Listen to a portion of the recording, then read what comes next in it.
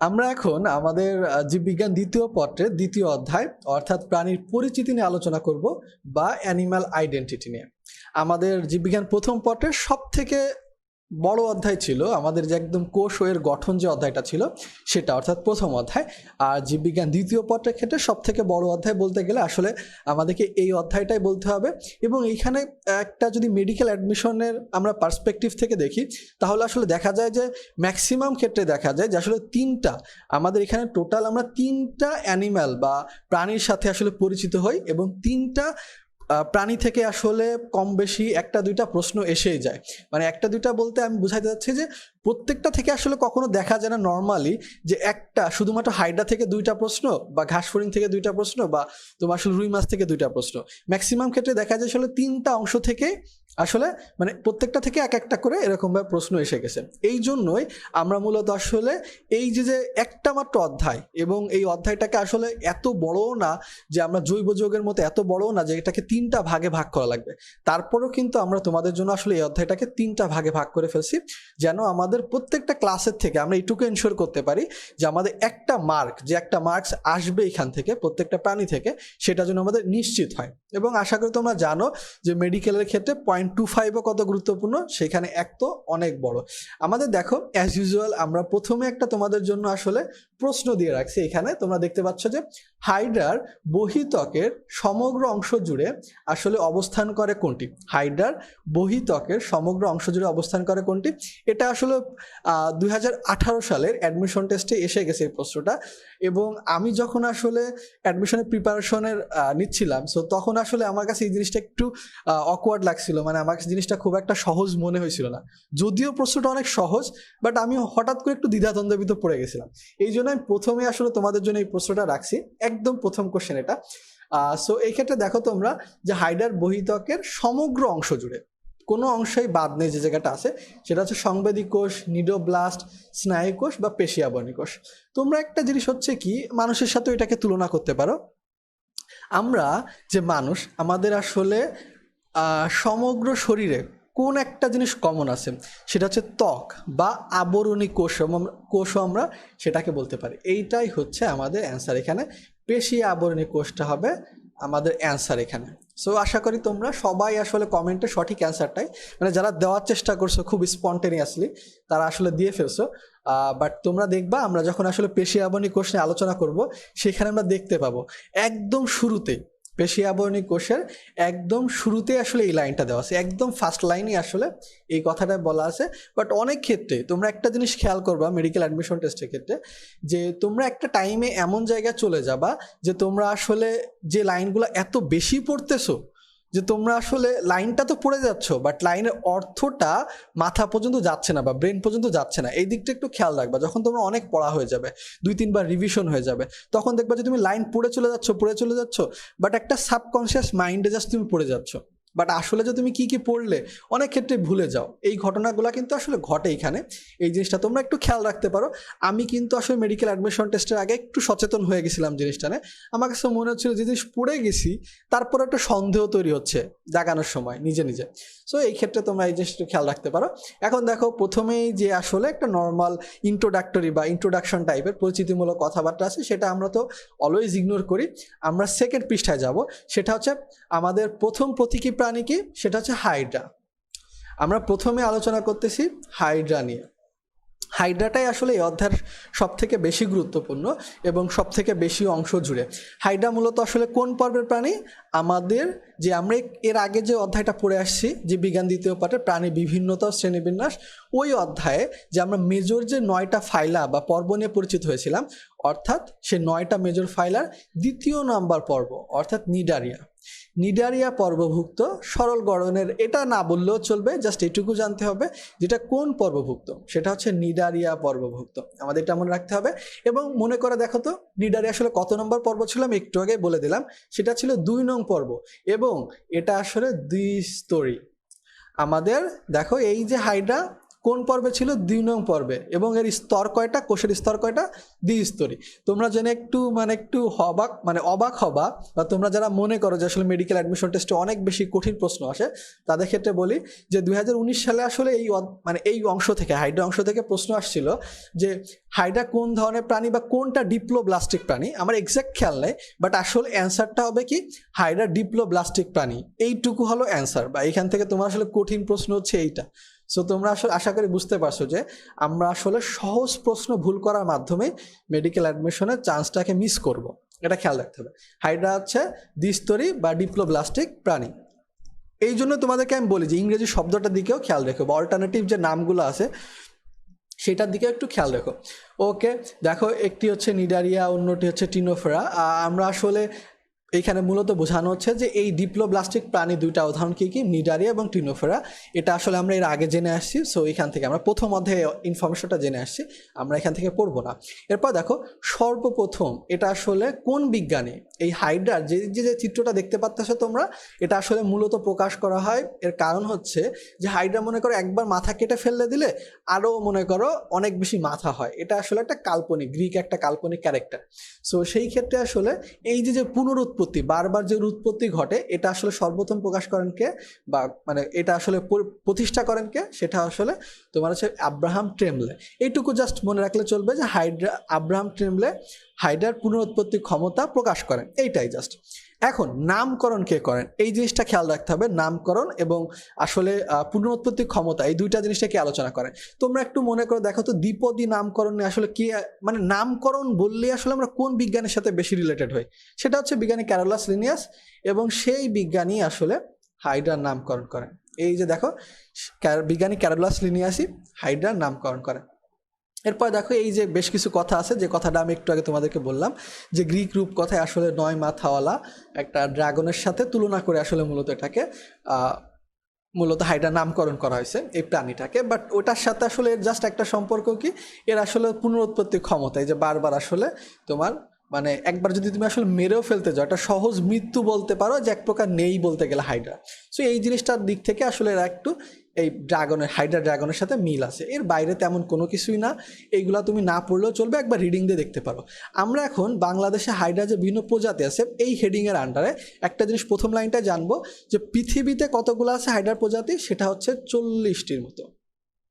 কিন্তু বাংলাদেশে আমরা মূলত আসলে দেখো 3টি হাইড্রা প্রজাতি নিয়ে আসলে হাইড্রা প্রজাতির সাথে আমরা পরিচিত হই, এবং এইগুলার আসলে বর্ণ এবং নাম, এই দুইটা জিনিস আমাদের খেয়াল রাখতে হবে, যে কোনটার কোন বর্ণ। বাদামি বর্ণের কে হাইড্রা অলিগ্যাকটিস বা হাইড্রা ফুস্কা। তোমরা যারা আসলে যদি 1819 সালের পূর্ববর্তী যদি বই দেখো, তাহলে এটা আসলে হাইড্রা অলিগ্যাকটিসের বদলে হাইড্রা ফুস্কা দেওয়া ছিল, এবং হাইড্রা ভিরিডিসেমার বদলে হাইড্রা ভালগারিস ছিল এই জিনিসটা।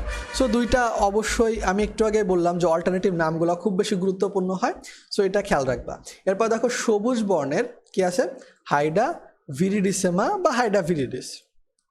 এর পাশাপাশি এইটাও মনে রাখতে পারো,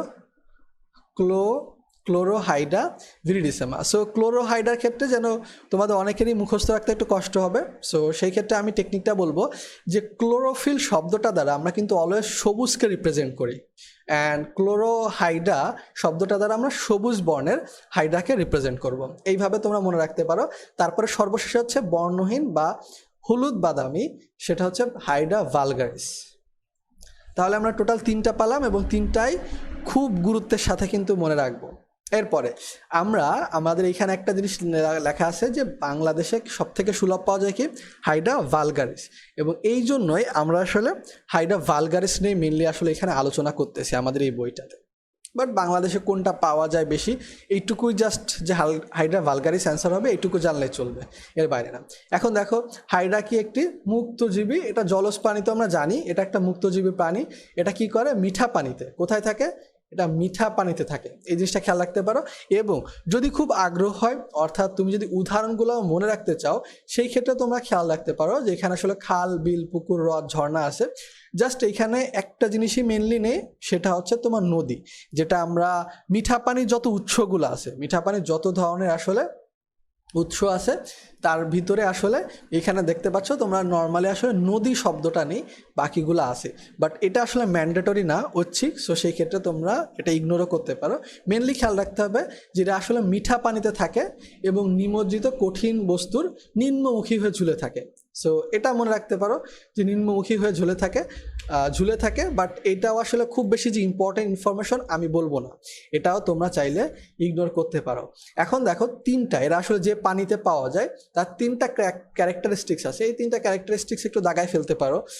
খুব ডেডলি ইম্পর্টেন্ট না, বাট এটা আমি আসলে বাদ দিতে বলবো না, দাগায় ফেলো। সেটা হচ্ছে স্থির, শীতল এবং পরিষ্কার। এরা আসলে ঘোলাটে পানি বা গরম পানি এগুলোর ক্ষেত্রে আসলে এরা বসবাস করে না, সো এটা অবশ্যই দাগায় ফেলো। স্থির, শীতল এবং পরিষ্কার পানিতে এদের বেশি পাওয়া যায় নর্মালি।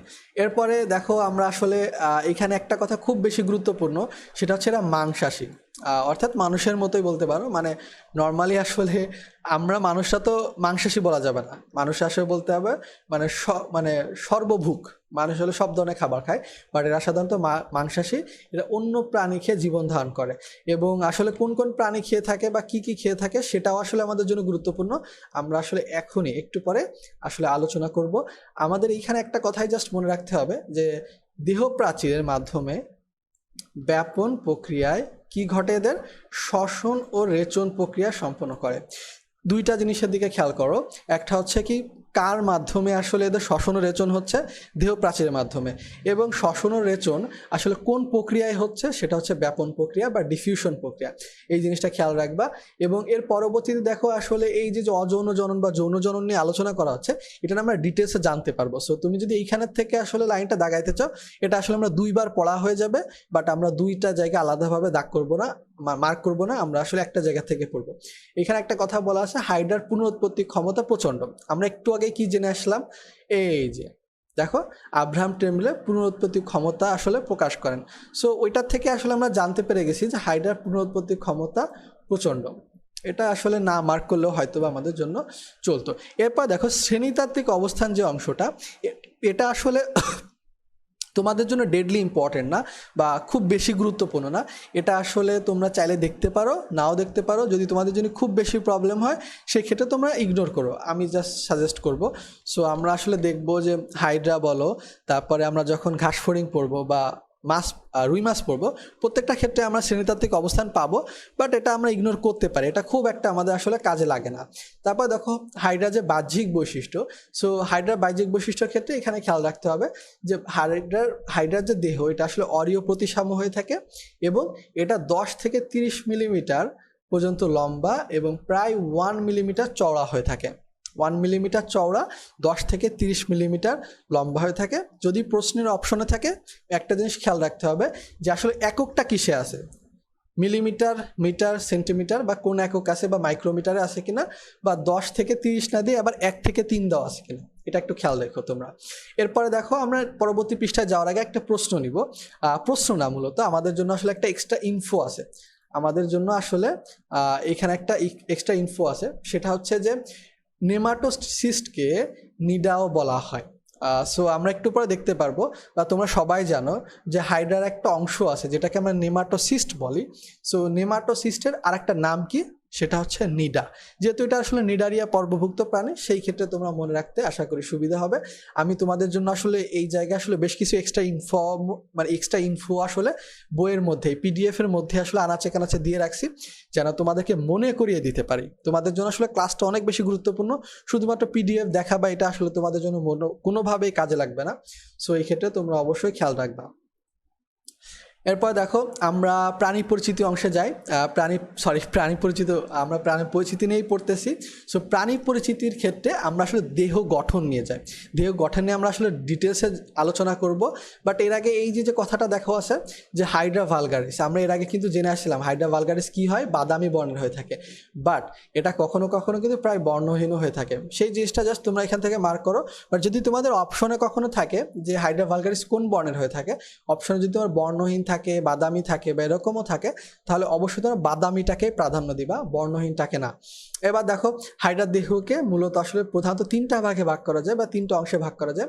একটা হচ্ছে হাইপোস্টোম, তারপরটা হচ্ছে দেহকাণ্ড, এবং সর্বশেষ হচ্ছে পদতল বা পাদচাকতি। সো এইখানে আসলে তিনটা অংশে ভাগ করা যায়।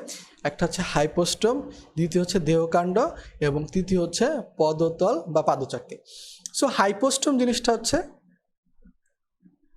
হাইপোস্টোম মূলত বলতে পারো অনেকটা আমাদের ক্ষেত্রে যেরকম আমাদের মাথা, ঠিক তেমনিভাবেই আমাদের হাইড্রার ক্ষেত্রে আসলে হাইপোস্টোম অনেকটা মাথার মতো কাজ করে, যেখানে আসলে সো মাথা বললে আমাদের মাথায় যেরকম মুখছিদ্র অবস্থান করে, মানে আমরা পুরা পুরো উপরের অংশটাকে বোঝাচ্ছি মূলত আমি। সো মাথা বলতে শুধুমাত্র মস্তিষ্ক অংশটাকে বোঝাচ্ছি না আমি, পুরা। সো এই ক্ষেত্রে আসলে আমরা বলতে পারি আমাদের ক্ষেত্রে যেরকম মুখটা অবস্থান করতেছে বা মুখছিদ্র যেটা আমি কথা বলতেছি যেটা দিয়ে, সো এদের ক্ষেত্রেও আসলে এই মুখছিদ্র অবস্থিত এবং এটা আসলে কি আকারে হয়ে থাকে, বৃত্তাকারে।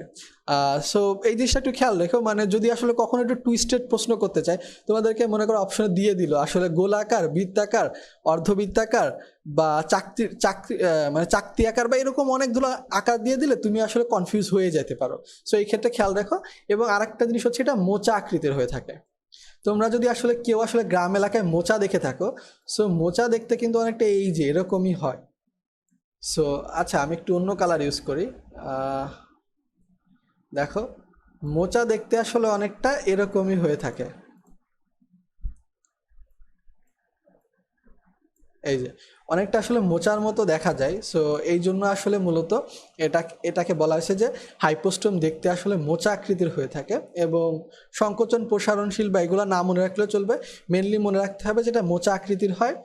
এবং এর পরবর্তীতে আমাদের এটা মনে রাখতে হবে যে মুখছিদ্র পথ আমাদের ক্ষেত্রে যদিও শুধুমাত্র আসলে খাদ্য গ্রহণে কাজ হয়, বাট এদের ক্ষেত্রে কিন্তু অপাচ্য অংশ নিষ্কাশনে ব্যবহৃত হয়। এই জিনিসটা আমাদের খেয়াল রাখতে হবে। কেননা দেখো, এইখানে আসলে এদের যে পাদচাকতি, এখানে কোনো ধরনের ছিদ্র পথ নেই। মানুষের ক্ষেত্রে যেরকম বায়ুপথ আছে, এদের নেই। সো এই আমাদের এই হাইপোস্টোম যেটা আছে, এটাই আসলে অপাচ্য অংশ বহিঃ নিষ্কাশনের জন্য ব্যবহার করা হয়। আর একটা জিনিস, এটা কিন্তু আসলে রেচনের অংশ, বাট এদের রেচনে কিন্তু আর একটা জিনিসও ভূমিকা পালন করে। সেটা কি ছিল? দেহ প্রাচীর। তারা কিভাবে করে সেটা হচ্ছে দেহের থেকে যে ব্যাপনের মাধ্যমে করে থাকে। সো ওই লাইনটা এখানেও লিখে রাখতে পারো যেন কনফিউশনে না পড়ে যাও। এরপর দেখো দেহকাণ্ড বা ট্রাঙ্ক। এই ট্রাঙ্ক শব্দটার সাথে তোমরা আসলে যখন মেডিকেলে যাবা, আশা করি তোমরা সবাই যখন চান্স পাবা, সো তোমরা আসলে যখন যাবা মেডিকেলে তখন এই ট্রাঙ্ক শব্দটার সাথে অনেক বেশি পরিচিত হবা। সো মনে রাখতে পারো তোমরা। এখন দেখো ট্রাঙ্ক আসলে বা দেহকাণ্ড, এইখানেই আসলে আমাদের যত আলোচনা এবং এখানে আমরা অনেকগুলা জিনিস পাবো। একটা জিনিস দেখো, তোমাদের আসলে এইখানে দেখে একটা জিনিস মনে হচ্ছে যে এই হাইপোস্টোম অংশেই আসলে হয়তোবা কোষিকাগুলো আছে, বাট খেয়াল করো দেহকাণ্ডে এই নিম্নবর্ণিত অংশগুলো পাওয়া যায়। তোমাদের অনেক সময় কিন্তু প্রশ্ন এরকম আসে মেডিকেল অ্যাডমিশন টেস্টে বা কোচিংয়ের পরীক্ষাগুলোতে এরকম আসে কিন্তু, যে আসলে কোনটি দেহকাণ্ডের অংশ নয় বা কোনটি দেহকাণ্ডের অংশ। সো তোমরা কিন্তু তখন আসলে কনফিউশনে পড়ে যাবা যে আসলে কোষিকা তো ছবি দেখে তো মনে পড়তেছে, ছবি যে তোমাদের ব্রেনে আছে, সো সেই অনুসারে তোমাদের মনে হবে যে কোষিকা তো আসলে হাইপোস্টোম অংশে, এটা কিভাবে আসলে দেহকাণ্ডে হয়। বাট হাইপোস্টোমের কিন্তু কোনো আসলে অংশ নিয়ে আলোচনা করা হয়নি, শুধুমাত্র দেহকাণ্ডের অংশ নিয়ে আলোচনা করা হয়েছে এবং পাদচাকতিরও কোনো অংশ নিয়ে আলোচনা করা হচ্ছে না। সো কোষিকা হচ্ছে দেহকাণ্ডের অংশ এবং এটা চতুর্দিকে, মানে কোষিকা সংখ্যায় কতটা থাকে? 6 থেকে 10টি। এটাও আসলে হাইপোস্টোমের মতো সংকোচনশীল এবং দেহ অপেক্ষা লম্বা। এইটা একটা মনে রাখতে পারো, যেটা তোমাদের একটু অকওয়ার্ড মনে হতে পারে, যে মনে করো অনেকটা হাইপোস্টোম তো তোমার কোষিকা তো অনেকটা এদের হাতের মতো, হাত পায়ের মতো ধরতে পারো তোমরা, বিশেষ করে হাতের মতো ধরতে পারো। সো এই ক্ষেত্রে তোমাদের মনে হতে পারে দেহর থেকে হাত বড়, অনেকটা জিনিসটা একটু অকওয়ার্ড। সো সেই ক্ষেত্রে মনে রাখতে পারো যে দেহ অপেক্ষাও কিন্তু কোষিকাগুলো লম্বা হয়ে থাকে এবং ফাঁপা সুতার মতো দেখেই বোঝা যাচ্ছে। এবং কোষিকার বহিঃপ্রাচীরে অসংখ্য ছোট টিউমারের মতো নেমাটোসিস্ট ব্যাটারি থাকে। এই নেমাটোসিস্ট ব্যাটারির মধ্যে মূলত আসলে নেমাটোসিস্ট পাওয়া যায়। মনে করো এক একটা টিউবের মতো, ছোট ছোট টিউবের মতো দেখা যায়। সো এগুলোকে আসলে এই জন্য ব্যাটারি মতো বলা হচ্ছে, ব্যাটারি বলা হচ্ছে। এবং এটাকে আসলে ছোট টিউব, মানে যেটা টিউমার, আমরা আসলে আমাদের শরীরে যদি অনেক সময় আসলে কোষ বিভাজন, মানে অনিয়ন্ত্রিত কোষ বিভাজন যেটা, সো সেটা কেন যে টিউমার হয়ে থাকে সেটাকে জাস্ট এরা এখানে ইন্ডিকেট করার চেষ্টা করা হচ্ছে। সো খেয়াল রাখবা যে নেমাটোসিস্ট ব্যাটারি দেখতে কিসের মতো? সেটা হচ্ছে ছোট টিউমারের মতো। কখনো যদি ভুল করে বলে ফেলো না যে নেমাটোসিস্ট দেখতে আসলে টিউমারের মতো, এটা খেয়াল রাখতে পারো। এরপরে দেখো এইখানে বেশ কিছু কথাবার্তা আছে যে কোষিকা ও নেমাটোসিস্ট পরস্পরের সহযোগিতায় আসলে কি করে? আহার সংগ্রহ, চলন এবং আত্মরক্ষা। সো মেনলি খেয়াল রাখতে হবে কোষিকা কোন কাজে ব্যবহার হয়? আহার সংগ্রহ চলন এবং আত্মরক্ষা। যদি একটু ভিজুয়ালাইজ করার ট্রাই করো বা ব্রেনের ভিতরে একটু ব্রেন যদি তোমরা একটু স্টর্মিং করার চেষ্টা করো, তাহলে আসলে নর্মাল মাথায় আসবে যে মনে করো এই যে কোষিকা যে ডানাগুলো আছে এগুলাতে একটা খাবারকে ধরবে, সো সেটাকে তোমার আসলে তাদের মুখের ভিতরে এই হাইপোস্টোমে মুখছিদ্রের মধ্যে নেওয়ার চেষ্টা করবে, চলাচলের জন্য এটা দিয়ে আঁকড়ে ধরবে কোনো একটা বস্তু। আত্মরক্ষার ক্ষেত্রেও আসলে এটা মনে করো কোনো একটা জিনিসকে তোমার আসলে এটা দিয়ে পেঁচিয়ে মেরে ফেললো, সো এটাও একটা আত্মরক্ষা হইতে পারে, এইভাবে তোমরা মনে রাখতে পারো। এরপর আসতেছে মুকুল আসলে কখন হয়? গ্রীষ্মকালে। মুকুল আসলে গ্রীষ্মকালে হয়, এই জিনিসটা খেয়াল রাখতে হবে। এবং দুইটা জিনিস কনফিউশনে পড়া যাবে না, জননাঙ্গ সৃষ্টি হয় মূলত হেমন্ত শীতকালে। এইখানে আর একটা জিনিস একটু কষ্ট করে লিখে ফেলো, সেটা হচ্ছে শরৎকালেও। সো একটু পরে আমরা যখন আসলে আমরা এরপরে যখন পড়ালেখা করব তখন আসলে দেখতে পারবো এর পরবর্তী একটা জায়গায় শরৎকালের কথাটাও লেখা আছে। সো এখানে প্লাস দিয়ে তোমরা লিখে রাখতে পারো যে জননাঙ্গ কখন তোমার আসলে তৈরি হয়, কোন ঋতুতে? শরৎ, হেমন্ত, শীত, পরপর যে 3টা ঋতু আছে এই 3টা ঋতু। এবং মুকুল উৎপন্ন হয় কখন? সেটা হচ্ছে গ্রীষ্মকালে। এটা খেয়াল রাখবা, কেননা এই সময় আসলে পর্যাপ্ত আহার পাওয়া যায়, এই জন্যই মূলত আসলে এটা হয়ে থাকে। এবং মুকুলোদ্গম হাইড্রার অন্যতম অযৌন জনন প্রক্রিয়া। আমরা এগুলানে যৌন জনন বা অযৌন জনন দুইটা নিয়ে আসলে এর পরবর্তীতে আলোচনা করব। এখন দেখো এখানে বলা আছে, এই যে দেখো তোমরা চিত্রটা, সেই চিত্রটার ক্ষেত্রে তোমরা আসলে দেখতে পাচ্ছ এই যে আমাদের দেহকে যদি আসলে এটাকে যদি আমরা মনে করো অর্ধেকে ভাগ করে ফেলি, সো দেখবা তোমরা অর্ধাংশের উপরের দিকে আসলে এই যে আসলে ত্রিকোণাকার বা কোণাকার যে একটা গঠন আছে, দেখো একটা কোণের মতো গঠন দেখা যাচ্ছে, এটা আসলে শুক্রাশয়। কোণাকার গঠন কার দেখা যায়? সেটা হচ্ছে শুক্রাশয়। এবং ডিম্বাকার বা গোলাকার যেটা, এটা হচ্ছে ডিম্বাশয়। সো এরপরে দেখো আমরা আসলে জননাঙ্গ কী কাজে ব্যবহার করে? যৌন জননে। মানে এটা আসলে কোনো ব্র্যান্ড নিউ ইনফরমেশন না, সব প্রাণীর ক্ষেত্রে এই কথাটা প্রযোজ্য। এরপরে দেখো পাদচাকতির ক্ষেত্রে এই যে আমরা যে পাদচাকতি দেখতে পাচ্তেছি, এটা আসলে মানে জাস্ট তোমরা এটার অল্টারনেটিভ নামটা মনে রাখতে পারো, মানে খুব কঠিন না, সেটা হচ্ছে পদতল। পাদচাকতি বা পদতল, এই নিম্ন প্রান্তে গোল বা চাপা, এই ধরনের বৈশিষ্ট্য বা ক্যারেক্টারিস্টিক্স পাদচাকতির নাম মনে রাখলেও চলবে। এখানে দেখো একটা জিনিস, সেটা হচ্ছে পাদচাকতি থেকে খরিত আঠালো রসের সাহায্যে প্রাণী কোনো তলের সাথে লেগে থাকে। এই জিনিসটা আমরা আসলে যখন হাইড্রার চলন নিয়ে আলোচনা করব সেইখানেও পাবো, বাট তারপরেও মনে রাখতে হবে যে হাইড্রার যে পাদচাকতি আছে সেখানেতে আঠালো রস ক্ষরণ হয়, এইটুকু মনে রাখতে হবে। এরপরে যে লেগে থাকে বা কি করে, এটা আসলে আমরা চলনের ক্ষেত্রে জানাবো। এর পাশাপাশি দেখো এরা বুদবুদ সৃষ্টি করে, এটাও চলন অংশে জানবো, বাট তারপরেও পাদচাকতি অংশে আমরা আলাদাভাবে একটু জেনে রাখি। এবং চাকতির ক্ষণপদ গঠনকারী কোষের সাহায্যে গ্লাইডিং চলন সম্পন্ন করে, এটা খুব ইম্পর্ট্যান্ট। এটা আসলে অনেক ক্ষেত্রে তোমাদের ভুল হবে যে তোমার আসলে গ্লাইডিং চলন সম্পন্ন করতে আসলে কোন কোষের সাহায্য নেওয়া হয়, সেটা হচ্ছে ক্ষণপদ গঠনকারী কোষের সাহায্যে গ্লাইডিং চলন সম্পন্ন হয়। এই জিনিসটা বারবার কিন্তু খেয়াল রাখবা। এবং এই ক্ষণপদ গঠনকারী কোষ কোথায় অবস্থান করে? পাদচাকতিতে। এরপর দেখো আমরা দ্বিস্তরী বা দ্বিভ্রূণস্তরী প্রাণী নিয়ে ডিসকাস করব। দ্বিস্তরী বা দ্বিভ্রূণস্তরী প্রাণীর অংশে আমাদের আসলে মেনলি খেয়াল করতে হবে যে আসলে এখানে স্তর বলতে কোষের স্তরকে বোঝানো হয়েছে। শুধুমাত্র যদি আমরা বলি যে এক একটা স্তর হিসাবে কল্পনা করি, এক একটা লেয়ারকে যদি আমরা একটা স্তর কল্পনা করি, সেই ক্ষেত্রে কিন্তু আমরা বলতেই পারি যে দ্বিস্তরী প্রাণী তো আসলে 3টা স্তরই আছে। মানে এখানে আমরা যদি কোষকে আলাদাভাবে রাখি, মানে কোষকে হিসাব না করি শুধুমাত্র, তাহলে দেখো একটোডার্ম আছে, এন্ডোডার্ম আছে এবং মেসোগ্লিয়া নামক একটা স্তর আছে। কিন্তু যদি বলি কোষের স্তর কয়টা, সেটা হবে অবশ্যই 2টা, একটোডার্ম এবং এন্ডোডার্ম। আশা করি তোমাদের ব্রেনে এইটুকু ইমাজিনেশন পাওয়ার তৈরি হয়েছে ইন্টারমিডিয়েট লাইফ থেকে, যে আসলে একটো শব্দটা দ্বারা বোঝানো হয় বাইরের দিকে এবং এন্ডো শব্দটা দ্বারা বোঝানো হয় ভেতরের দিকে, এবং ডার্ম শব্দটা আসলে কোষকে রিপ্রেজেন্ট করে। এই জন্য এটাকে মূলত দ্বিস্তরী বা দ্বিভ্রূণস্তরী প্রাণী বলে। অর্থাৎ এখানে 2টা কোষীয় স্তর আছে, বাট স্তর বলতে গেলে শুধুমাত্র লেয়ার বলতে গেলে এখানে আসলে 3টাই আছে। যেটা আসলে কি দেখো এই যে মেসোগ্লিয়া নামক, এই 2টা স্তরের মাঝখানে মেসোগ্লিয়া নামক একটা স্তর থাকে, যেটা কিন্তু কোষীয় না, অর্থাৎ অকোষীয় এবং জেলির মতো। এইটা আসলে ডিফারেন্স। এবং আর একটা জিনিস হচ্ছে একটোডার্ম আসলে পরবর্তীতে যায় এপিডার্মিস। এপি শব্দটা দ্বারাও কিন্তু বাইরে বোঝানো হয়, এপি বলতে উপরে, সো বাইরের দিকে বোঝানো হয়। সো একটো যেহেতু বাইরে, সো একটো থেকে এপিডার্মিস, এন্ডো থেকে গ্যাস্ট্রোডার্মিস। এইটা মনে রাখবা কিভাবে, এন্ডো ভিতরের দিকে এবং আমাদের গ্যাস্ট্রো মানে আমাদের যে পুরো আসলে গ্যাস্ট্রিক গ্রন্থি বা বলতে পারো যে আমাদের যে আসলে জিআইটি আছে, গ্যাস্ট্রো ইন্টেস্টাইন মানে বলতে পারো আমাদের পাকস্থলী বা যা কিছুই, ক্ষুদ্রান্ত বৃহদান্ত, এগুলো সবগুলো আসলে গ্যাস্ট্রো সিস্টেমের মধ্যে পড়ে, অ্যান্ড এটা কিন্তু ভিতরের দিকে থাকে। তাহলে হাইড্রার ক্ষেত্রে এন্ডোডার্মটা আসলে ভিতরের একটা জিনিসই তৈরি করতেছে, যেটা আসলে হচ্ছে গ্যাস্ট্রোডার্মিস। এরপরে দেখো আমরা এখানে একটা প্রশ্ন আছে তোমাদের জন্য, এখানে আমি কোনো অপশন রাখিনি, সেটা হচ্ছে পেশি প্রবর্ধনের সংযুক্তি তল হিসেবে কাজ করে কে? পেশি প্রবর্ধনের সংযুক্তি তল হিসেবে কাজ করে কে? এটা তোমাদের হুবহু আসলে এই বইয়েরই লাইন, এটা একটু দেখবা। এটা হচ্ছে মেনলি আমাদের এই যে এইমাত্র পড়লাম এই মেসোগ্লিয়া অংশটাই আসলে পেশি প্রবর্ধনের সংযুক্তি তল হিসেবে কাজ করে, কেননা একটোডাম এবং এন্ডোডামের মাঝামাঝি জায়গাটা থাকে এবং বলতে পারো একটা বেসমেন্ট হিসাবে কাজ করতে সেটা। এরপর দেখো আসতেছে হাইডার অন্তগঠন। হাইডার অন্তগঠন যে আসলে হেডিংটা আছে, এর আন্ডারে আমাদের আসলে হাইডার দ্বিভ্রূণস্তরী প্রাণী আমরা জানি, বা এটা কি কি স্তর আছে সেটাও জানি, এটা এখান থেকে না পড়লে চলতেছে, একটু আগে পড়ে আসলাম আমরা।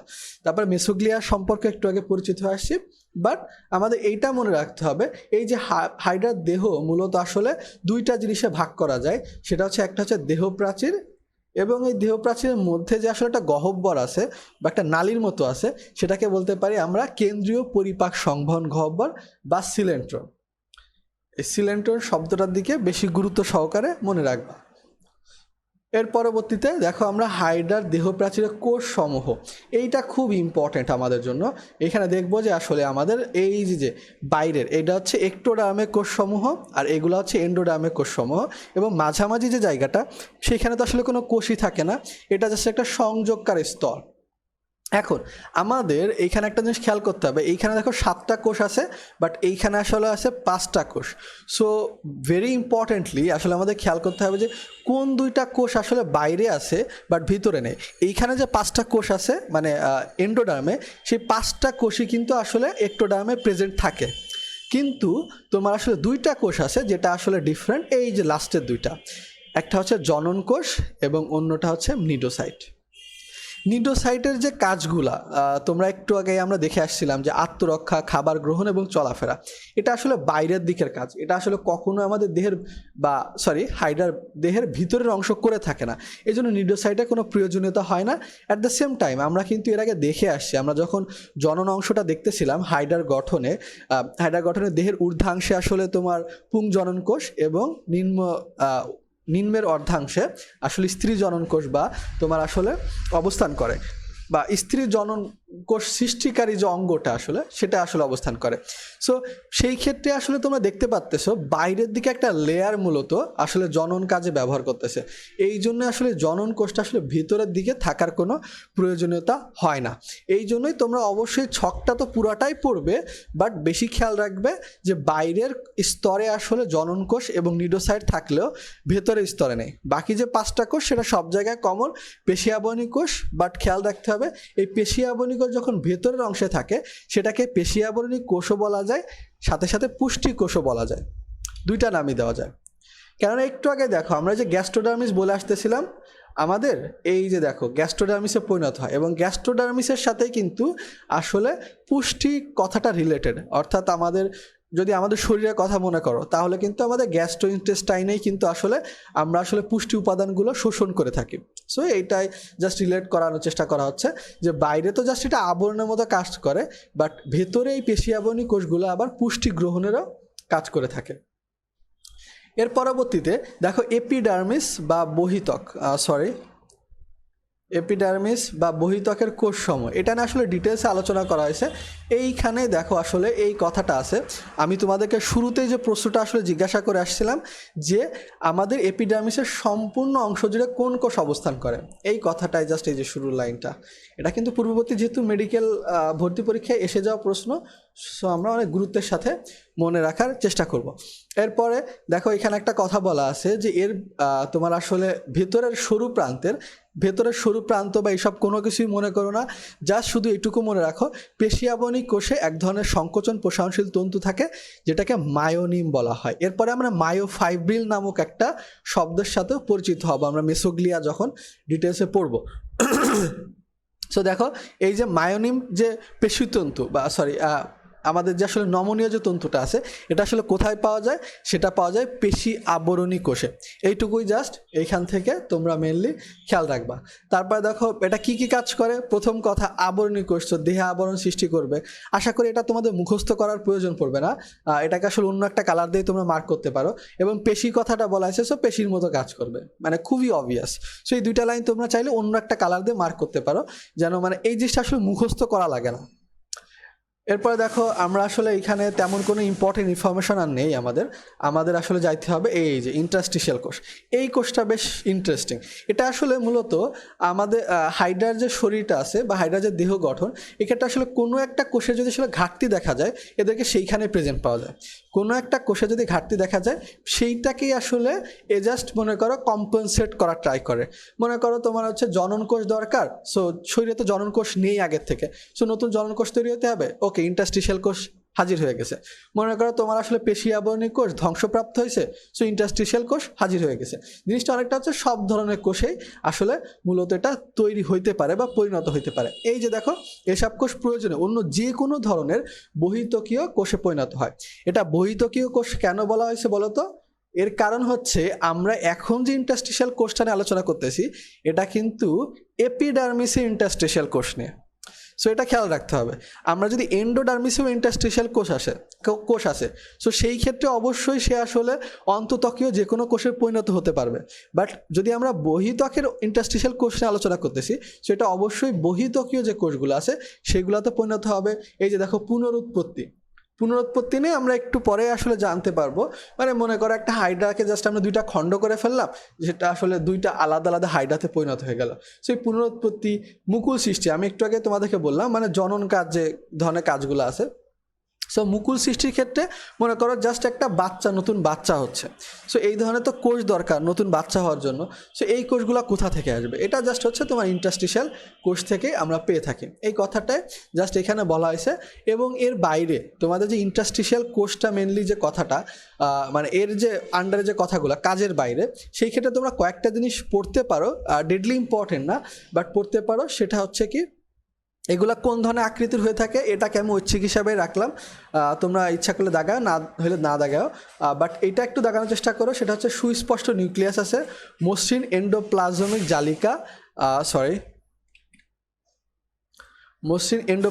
জালিকা, রাইবোজোম এবং কিছু মাইটোকন্ড্রিয়া। সো কী কী আছে? সুস্পষ্ট নিউক্লিয়াস, মসৃণ এন্ডোপ্লাজমিক জালিকা এবং রাইবোসোম এবং মাইটোকন্ড্রিয়া, অর্থাৎ মেন যে আসলে আমাদের কোষীয় অঙ্গাণু দেখি সেইগুলাই। বাট এখানে কোনো আসলে কোষ প্রাচীর বা এরকম ধরনের কোনো কিছুর কথা বলা হয়নি। এরপর দেখো আছে সংবেদী কোষ। সংবেদী বলতেই বা সেন্সরি বলতে আশা করি তোমরা বুঝে গেছো যে কাজটা কি আসলে সেন্সেশন নেওয়া, মানে যে কোনো ধরনের আসলে তথ্য দেহের অভ্যন্তরে আসলে ট্রান্সফার করা, যে বাইরে কোনো ধরনের প্রতিকূল বা অনুকূল পরিবেশ তৈরি হয়েছে এবং এই তথ্যটা আসলে ট্রান্সফার করতেছে। এদের কি দেখা যায়? সূক্ষ্ম সংবেদী রোম। সো তোমাদের যদি প্রশ্ন আসে যে সংবেদী রোম কোথায় দেখা যায়, আশা করি এটা তোমাদের ভুল হওয়া উচিত না যে সংবেদী রোম সংবেদী কোষে পাওয়া যায়। এটা খুবই নর্মাল একটা কথাবার্তা।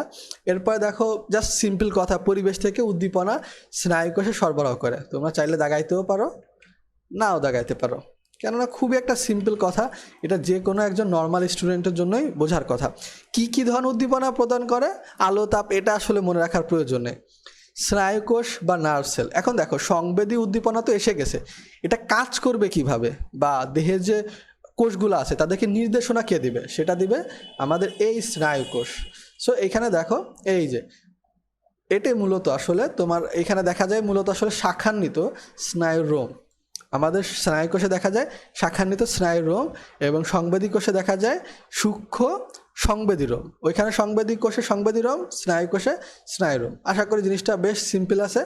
এবং এইখান থেকে আমরা আসলে এইটুকু একটু ভালোভাবে মনে রাখবো যে আসলে স্নায়ু রোমগুলা বা শাখান্বিত যে স্নায়ু রোমগুলো আছে এগুলো পরস্পর মিলে কি গঠন করে। তুমি জাস্ট একটা ইমাজিনেশন কল্পনা করার চেষ্টা করো যে তুমি আসলে দেখতেছো যে এইখানে আসলে অনেকগুলো লাইন টানা হচ্ছে। মনে করো এই যে একটা লাইন টানা হইলো, বা এই যে একটা লাইন টানা হইলো, বা তুমি যদি এইখানে থেকে আরেকটা লাইন টানা হলো, এরকমভাবে আসলে অনেকগুলো যদি আসলে শাখান্বিত এরকম রোম থাকে, এগুলো একসাথে মিশে কিন্তু আসলে দেখবা তুমি একটা টাইমে যে এরকমভাবে মনে করো আসলে একটা তৈরি হয়ে যাচ্ছে, একটা জালের মতো তৈরি হয়ে যাচ্ছে। সো এটা খুব একটা নর্মাল কনসেপ্ট আসলে এখানে বলা হয়েছে। সো মনে হয় না তোমাদের আসলে খুব বেশি প্রবলেম হবে এটা মনে রাখতে। এরপর দেখো আসলে স্নায়ু কোষের কাজকে আমি একটু আগে বললাম যে সংবেদী কোষ থেকে যে উদ্দীপনা পাচ্ছে সেটা দেহের বিভিন্ন অংশে সরবরাহ করা। এরপরে গ্রন্থি কোষ আমাদের দেহ যে কাজ করে এইখানে আসলে সেরকম ধরনের কাজ করতেছে।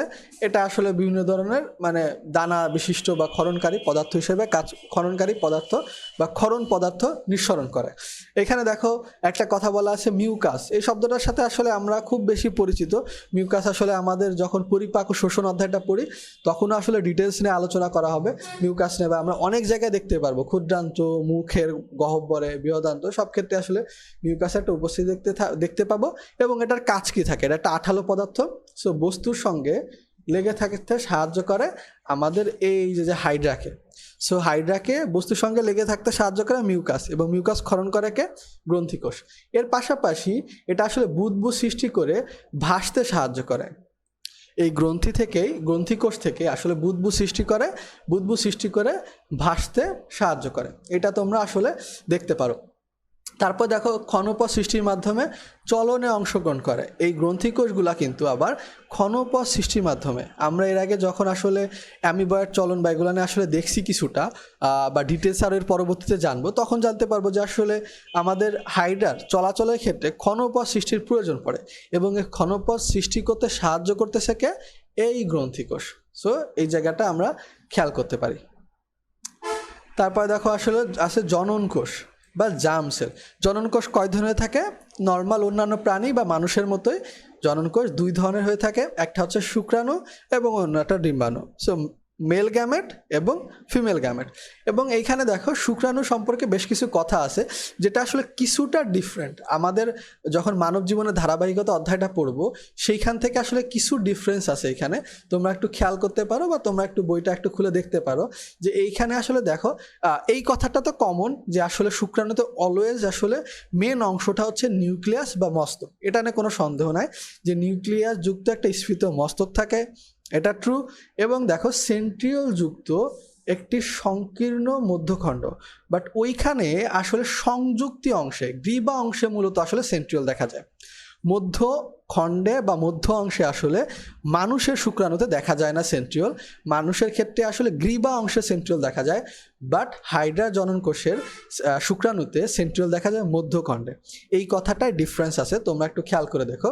এবং ওইখানে আসলে আমরা দেখতে পারবো যে মাইটোকন্ড্রিয়া আছে, এন্ডোপ্লাজমিক জালিকা আছে, এই ধরনের কিছু আমরা আসলে কোষীয় অঙ্গাণুর সাথে ওইখানে পরিচিত হব। তোমরা একবার চাইলে দেখে নিতে পারো, জাস্ট তোমাদের যেন মনে থাকে বা এখানে আশেপাশে লিখে রাখতে পারো।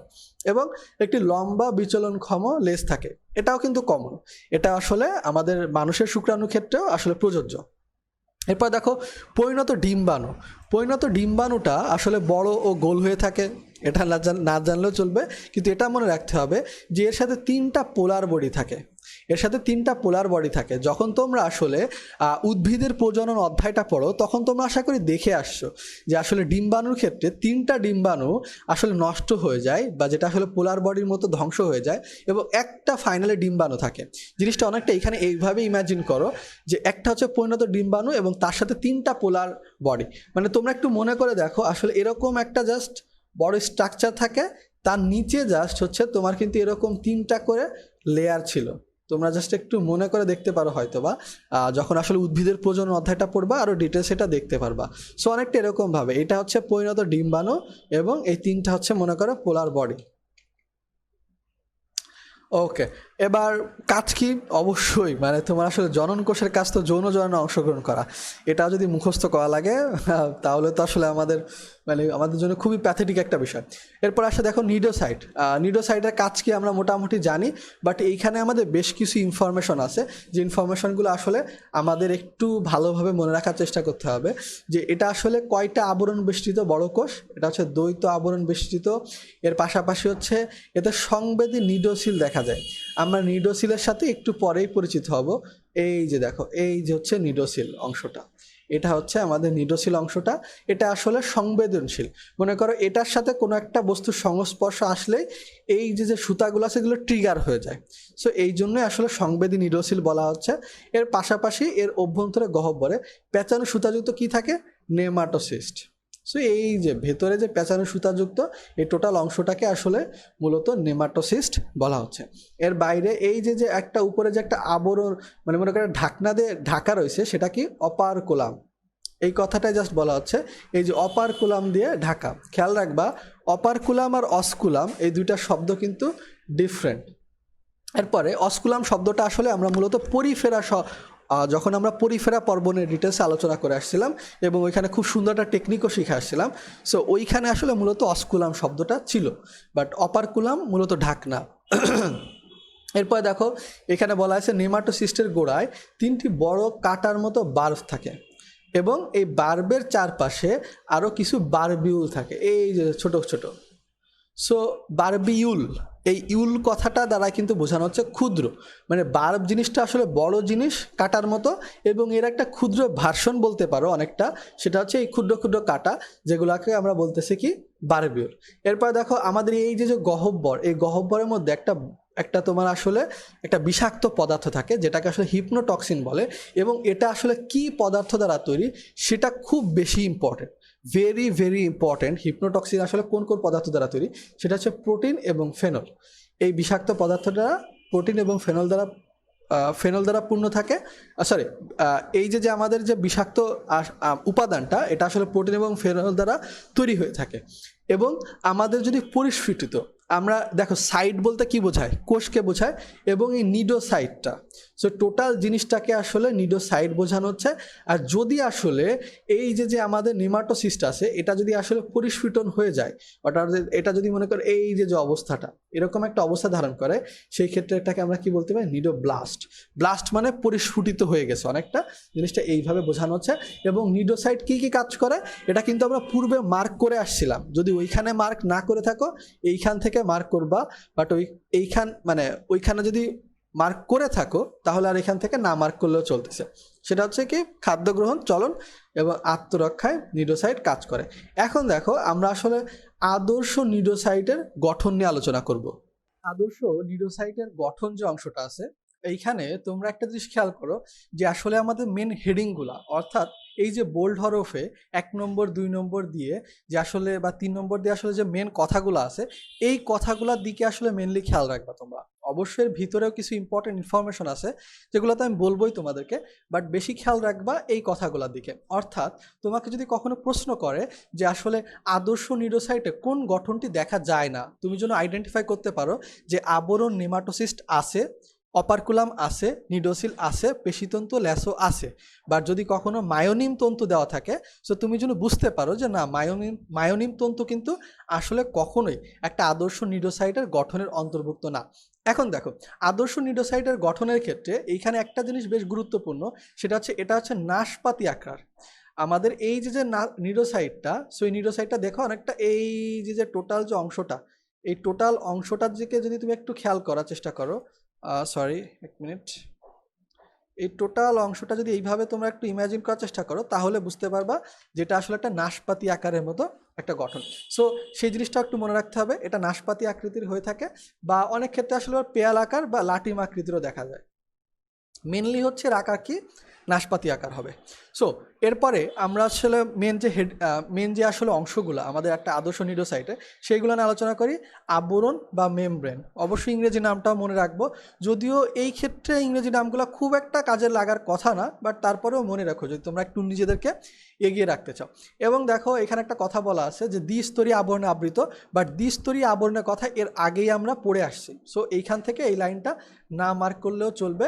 একটা জিনিস মনে রাখতে পারি যে এই যে আবরণের মধ্যে কি থাকবে, মনে করো অনেকটাই আবরণটাকে, নিডোসাইট মানে কি একটা কোষ, সো সাইট মানে কোষ, সো নিডোসাইটের অভ্যন্তরে যে পদার্থগুলো আছে বা নিডোসাইটের টোটাল যে জিনিসটা, এটাকে তুমি একটা কোষ হিসাবে যদি কল্পনা করো, সো আবরণকে অনেকটা মনে করো কোষ আবরণ বা কোষ ঝিল্লি মনে করো, এবং এর ভিতরে অবশ্যই সাইটোপ্লাজম থাকবে এবং তার মাঝখানে কোথাও না কোথাও নিউক্লিয়াস থাকবে। মেনলি সাধারণত কোষে আসলে কেন্দ্র অবস্থানে থাকে নিউক্লিয়াস, বাট এটার ক্ষেত্রে এই যে কোণার দিকে থাকে এইটা, বাট এইখানে গোড়ার দিকে এই যে কথাগুলো আছে এগুলো তোমরা ইগনোর করতে পারো, মেন যে হেডিংগুলো আছে এইটা পড়ো। বাট নেমাটোসিস্ট অংশের থেকে আমরা বেশ কিছু জিনিস পড়বো। এর আগে একটা জিনিস তো বলেই ফেলছি আমরা, যে প্রোটিন এবং ফেনলের সমন্বয়ে একটা বিষাক্ত পদার্থ আছে যেটাকে আমরা হিপ্নোটক্সিন বলি, যেটা আসলে এদের আত্মরক্ষায় কাজে লাগে বা যে কোনো প্রাণীকে মেরে ফেলতে কাজে লাগে। এরপর দেখো সূত্রকের গোড়ার দিকের যে মানে সূত্রকের চওড়া যে গোড়াটা আছে, এই যে অংশটা, এই যে দেখো এই যে গোড়ার যে চওড়া অংশটা, এটা কি বলা হচ্ছে, সেটাকে বলা হচ্ছে বাট বা শ্যাফট। দুইটা নামই মনে রাখবা, এটাকে বাট বা শ্যাফট বলা হয়। এবং এই ক্ষেত্রে এই যে বার্ব দেখা যাচ্ছে এবং তার থেকে 3টা বার্ব থাকে, আর হচ্ছে তোমার অসংখ্য এই ছোট ছোট বারবিউল থাকে। এই কথাটা তোমাদেরকে একটু আগে আমি বলে আসলাম, বাট তারপরেও আর একবার জাস্ট একটু মনে করিয়ে দিলাম। এরপর দেখো আছে অপারকুলাম। অপারকুলাম ঢাকনা আমি তোমাদেরকে বলেছি এর আগে যে অপারকুলাম বলতে আসলে ঢাকনাকে বোঝায়। এবং এইখানে একটা কথা লাস্টে বলা আছে যে প্রকৃতপক্ষে এটি একটি রূপান্তরিত সিলিয়াম, এটাও মনে রাখবা। সো অপারকুলাম কি, মূলত এটা একটা সিলিয়াম। দেখো দুইটা লাস্টে আম আছে, তোমাদের ফেভারিট হয়তো বা ফল। এরপর দেখো নিডোসিল। সো নিডোসিলটা কি, ওই যে একটা সংবেদী একটা ট্রিগারের মতো। এই কথাটা বেশ মানে আমার কাছে খুব ভালো লাগতো শুনতে, যে আসলে এখানে একটা সংবেদী কাটা আছে এবং এটা কিসের মতো কাজ করে, মনে করো একটা জিনিস ট্রিগার করে দাও। মনে করো তুমি অনেক সময় আছে না, তোমার সামনে একটা কথা বলে তুমি রেগে যাও, সো ওই কথাগুলো হচ্ছে তোমার রাগকে ট্রিগার করতেছে। এই ট্রিগার বা এই ধরনের কথাবার্তা তোমরা আবারও তোমরা যখন প্রাণীর আচরণ অধ্যায়, অর্থাৎ এই বইয়েরই দ্বাদশ অধ্যায় পড়বা, তখন আবার জানতে পারবা। সো এই সংবেদনশীল কাঁটাটা কিসের মতো কাজ করে, ট্রিগারের মতো কাজ করে। নিডোসিল একটা সংবেদনশীল কাঁটা এবং এটা কিসের মতো কাজ করে, ট্রিগারের মতো। এই দুটা জিনিস মনে রাখতে হবে। তারপর দেখো পেশিতন্তু ও ল্যাসো। মাসেল ফাইবার, পেশিতন্তু, পেশি মানে মাসেল, তন্তু মানে ফাইবার, এবং ল্যাসো। এটা কি, এই যে এক মিনিট তোমাদেরকে একটু উপরে যদি দেখায়, এই যে দেখো এই যে অংশটা তোমরা দেখতে পাচ্ছ, এই যে পেঁচানো যে অংশটা, এটাকে মূলত আসলে পেশিতন্তু বা ল্যাসো বলা হয়ে থাকে। ওকে, সরি, মানে এইটাকে ল্যাসো বলা হয়ে থাকে। আর এই যে রেখাগুলো আছে, এই যে রেখাগুলো দেখতে পাচ্ছ, এইটা হচ্ছে পেশিতন্তু হয়। এর বাইরে আর কিছুই এই ভেতরে পড়ার দরকার নেই। আমাদের এইখানে এটা পড়তে হবে নেমাটোসিস্টের প্রকারভেদ অংশে। এই যে হেডিংটা আছে, এই হেডিংয়ের আন্ডারে তোমরা দেখতে পাবা যে একজন বিজ্ঞানীর নামের কথা বলা আছে, বিজ্ঞানী ভার্নার। এবং এই বিজ্ঞানী নিডারিয়া জাতীয় প্রাণীর দেহে, খেয়াল করো এখানে শুধুমাত্র হাইডার কথা কিন্তু বলা হয়নি, এখানে বলা হয়েছে নিডারিয়া জাতীয় প্রাণীর দেহে 23 ধরনের নেমাটোসিস্ট শনাক্ত করেন। হাইড্রাতে কেন নেমাটোসিস্ট থাকে, কেননা নিডারিয়া পর্বের প্রাণীর একটা বৈশিষ্ট্য হচ্ছে নিডারিয়া পর্বের প্রাণীতে নেমাটোসিস্ট থাকবে। আর যেহেতু হাইড্রা নিডারিয়া পর্বের অন্তর্ভুক্ত, তাহলে হাইড্রাতেও নেমাটোসিস্ট আছে। এখন টোটাল যে নিডারিয়া যে পর্বটা আছে, এই পর্বে 23 ধরনের নেমাটোসিস্ট দেখা যায়। এবং এর মধ্যে থেকে 4 ধরনের নেমাটোসিস্ট কোথায় পাওয়া যায়, হাইড্রাতে। এবং 4টা নেমাটোসিস্টেরই আসলে মানে নেমাটোসিস্টের আলোচনা বা এটা সম্পর্কে একটা ভালো আইডিয়া রাখা আমাদের জন্য খুব বেশি গুরুত্বপূর্ণ। এখানে দেখো প্রথমে আছে স্টিনোটিল বা পেনিট্রেন্ট। স্টিনোটিল বা পেনিট্রেন্ট। এখন দেখো এটা কিন্তু আসলে বৃহত্তম এবং এটাই হচ্ছে আদর্শ। তোমরা যদি আদর্শ এখানে যেহেতু লেখা নেই, সো তোমরা পাশে লিখে রাখতে পারো যে তোমার হচ্ছে আমাদের হাইড্রা যতগুলো নেমাটোসিস্ট আছে তার মধ্যে সবথেকে আদর্শ নেমাটোসিস্ট হচ্ছে স্টিনোটিল বা পেনিট্রেন্ট, এবং এটাই হচ্ছে বৃহত্তম। এটার ক্ষেত্রে যে নর্মাল কথাবার্তা আছে, বার্ব আছে, 3 সারি তোমার আছে, বারবিউল আছে, এই কথাগুলো নর্মাল যে নেমাটোসিস্টের বৈশিষ্ট্য আমরা পড়ে আসছি। এর বাইরে এর ভিতরে হিপ্নোটক্সিন। আচ্ছা দেখো এইখানে কিন্তু এই কথাটা মার্ক করো, যদিও আমরা পড়েই আসছি যে আসলে সকল নেমাটোসিস্টের ক্ষেত্রে বা নিডোসাইটের ক্ষেত্রে আমরা পড়ে আসছি যে হিপনোটক্সিন মাত্র নামক একটা বিষাক্ত তরল পদার্থ থাকবে, বাট তোমরা খেয়াল করবা যে আমরা শুধুমাত্র স্টিনোটিল বা পেনিট্রেন্ট নামক যে আসলে নেমাটোসিস্ট আছে এইখানে হিপনোটক্সিনের কথা বলা আছে, বাট নিচের গোলা যদি তুমি যাও কোথাও আসলে হিপনোটক্সিনের কথা বলা নেই। যদি তোমাদের কখনো প্রশ্ন আসে যে কোন নেমাটোসিস্টে আসলে বা কোন নিডোসাইটে তোমার আসলে হিপনোটক্সিন দেখা যায়, সো সেই ক্ষেত্রে অ্যান্সার হবে কিন্তু স্টিনোটিল বা পেনিট্রেন্ট। এরপর দেখো আসতেছে ভলভ্যান্ট। ভলভ্যান্ট শব্দটা মাথায় আসলে আমার কাছে কেমন জন্য এটা পেঁচানো পেঁচানো একটা ছবি আসতো আমার মাথায় অলওয়েজ, আই ডোন্ট নো মানে কেন আসতো, বাট আমার কাছে মনে হতো যে এটা পেঁচানো টাইপের জিনিস যেটা আসলে যে কোনো একটা বস্তুকে আঁকড়ে ধরে। এই যে দেখো কোনো একটা বস্তুকে আঁকড়ে ধরে, এই কথাটা আমাদের জন্য ইম্পর্ট্যান্ট। বাকি যে কথাগুলো আছে এগুলা না মনে রাখলেও চলবে। তারপর দেখো স্ট্রেপটোলিন গ্লুটিনেন্ট এবং স্টেরিওলিন গ্লুটিনেন্ট। সো এইখানে দেখো কি ছিল, পেনিট্রেন্ট এবং স্টিনোটিল, আর এখানে হচ্ছে স্ট্রেপটোলিন গ্লুটিনেন্ট এবং স্টেরিওলিন গ্লুটিনেন্ট। সো এইখানে স্টেরিওলিন গ্লুটিনেন্টটা তো আমাদের জন্য বেশ ইম্পর্টেন্ট, মানে প্রথমটা ছিল সব থেকে বড় এবং স্টেরিওলিন গ্লুটিনেন্ট যেটা সেটা হচ্ছে সব থেকে ছোট। সো এখানে দেখো এই যে ক্ষুদ্রতম নেমাটোসিস্ট এটা, বাট কয়েকটা কমন বৈশিষ্ট্য আছে স্ট্রেপটোলিন এবং তোমার হচ্ছে কি স্ট্রেপটোলিন এবং স্টেরিওলিন, এই দুইটা ক্ষেত্রে কমন কিছু বৈশিষ্ট্য আছে। এইখানে দেখো যে আমাদের এই যে স্ট্রেপটোলিন গ্লুটিনেন্ট সেটার ক্ষেত্রে কিন্তু আসলে দেখো তোমার এখানে বাটের যে অংশটা ছিল, এই যে বাটের অংশটা সেটা কিন্তু নেই, বা বারবিউল কিন্তু এখানে নেই, আবার এটাতেও নেই। অর্থাৎ এই যে গ্লুটিনের নামে যে দুইটা আছে দুইটার ক্ষেত্রেই কিন্তু তোমার আসলে বাট থাকে না, বা তোমার আসলে মানে শীর্ষ এখানে যে আসলে শীর্ষটা আছে এইটাও কিন্তু দেখো উন্মুক্ত, এই যে একটা ছিদ্রের মতো দেখো এখানে কি ছিদ্রের মতো কোনো গঠন আছে নেই, বাট এই দুটা ক্ষেত্রে দেখো একটা ছিদ্রের মতো গঠন আছে। সো এই দুটা ক্ষেত্রে উন্মুক্ত থাকে। সো বাট নেই, তারপর হচ্ছে তোমার বার্ব নাই, বারবিউল নেই, তারপর হচ্ছে শীর্ষদেশ উন্মুক্ত থাকে। এই পয়েন্টগুলো হচ্ছে কমন, জাস্ট তোমরা এক জায়গায় আলাদাভাবে লিখে রাখতে পারো যেন জিনিসটা সিম্পল হয়। বাট এর বাইরে কয়েকটা জিনিস একটু মনে রাখতে হবে যে স্ট্রেপটোলিন গ্লুটিনেন্টের এই যে আসলে তোমার যে অংশটা এখানে কিন্তু তোমার আসলে দেখতে পাচ্ছ মানে সূত্রক অংশে কিন্তু তোমার আসলে কাটা থাকে, বাট স্টেরিওলিনে থাকে না। সো এখানে দেখো এই যে এখানে বলা আছে যে কাটাযুক্ত, বাট এখানে কি বলা আছে কাটাবিহীন, এটা তোমরা খেয়াল রাখবা। এবং দুইটাই আসলে দেখো এই যে চলনে এবং শিকার আটকাতে সাহায্য করে, দুইটাই সেম কাজ করে। এরপরে আমরা নেমাটোসিস সূত্রক নিক্ষেপের কৌশল, এই ক্ষেত্রে আসলে আমাদের খুব বেশি কিছু পাওয়া লাগবে না। এখানে জাস্ট এইটুকু জানো যে নেমাটোসিস্টে যে সূত্রক নিক্ষেপ হয় এটা আসলে দুইটা প্রক্রিয়ার একটা সমন্বয়, সেটা হচ্ছে রাসায়নিক এবং যান্ত্রিক। এটা বেশ ইম্পর্টেন্ট, এই লাইনটা তোমরা যেন ভুলে না যাও, এটা বেশ ইম্পর্টেন্ট। আবার এইখানে আসলে তেমন কিছু আমরা পড়ি না, এই যে জায়গাটা আছে এখানে আমরা তেমন কিছু পড়ি না, বাট এখানে একটা জিনিস মনে রাখতে পারো যে আসলে নেমাটোসিস্টের সূত্রক নিক্ষেপের কৌশলে কোন চাপটা কাজে লাগে, সেটা হচ্ছে অভিস্রবণিক চাপ। বাট ডিটেলসে পড়তে যাও না তোমরা, ডিটেলসে পড়তে গেলে তোমাদের সময় নষ্ট হবে। এরপরে দেখো একটা ইম্পর্টেন্ট কথা, সেটা হচ্ছে কি নেমাটোসিস্টের সূত্রক যদি একবার নিক্ষেপ করা হয়ে যায় সেটার কখনোই ফেরত আনা যায় না। সেটা আসলে মনে করো আবার মানে সেটা আসলে তোমার মনে করো বাইরে চলে যায়, বা নিডোসাইড মনে করো ভেতরে আস্তে আস্তে গ্যাস্ট্রো সিস্টেমে প্রবেশ করে বা গ্যাস্ট্রোভাস্কুলার গহ্বরে যে আসলে তোমার খাবারের সাথে হজম হয়ে যায়। নেমাটোসিস্ট এই দেখো সূত্রক একবার নিক্ষিপ্ত হলে একবার নিক্ষিপ্ত হলে সেটাকে আর নিডোসাইটে ফিরিয়ে আনা যায় না বা আবার ব্যবহার করা যায় না, অর্থাৎ বলতে পারে এটা নষ্ট হয়ে গেছে। এবং সেই ক্ষেত্রে কি করা হচ্ছে, এটা গ্যাস্ট্রোভাস্কুলার গহ্বরে যেটাকে আমরা সিলেন্টোরন বলি, সো এটা কি করে খাদ্যবস্তুর সাথে হজম হয়ে যায়, এই কথাটা। তারপর দেখো আবার নতুন করে যদি আসলে তোমার ওই যে জায়গাটা প্রতিস্থাপিত হইতে হয় তাহলে সেটা কি 48 ঘন্টার মধ্যে আসলে নিডোসাইট সৃষ্টির মাধ্যমে নিডোসাইট প্রতিস্থাপিত হয়।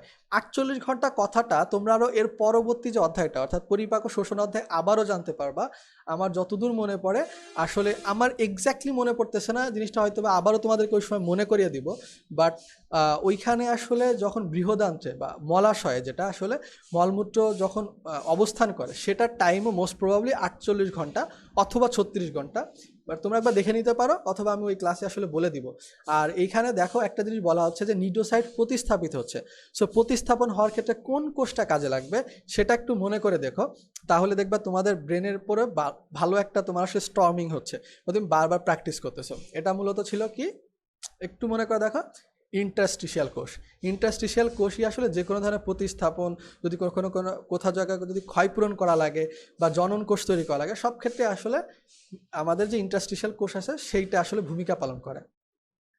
তারপর দেখো আমরা গ্যাস্ট্রোডার্মিস বা অন্তত্বকের কোষগুলো নিয়ে আলোচনা করব।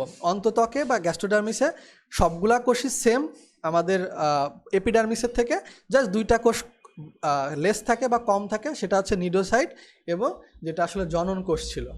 এইখানে দেখো তোমাদের জন্য একটা প্রশ্ন দিয়ে রাখছি। সো এই প্রশ্নটাও তোমরা যারা পারো অ্যান্সার দেওয়ার চেষ্টা করবা, যে হাইড্রার খাদ্য নয় কোনটি?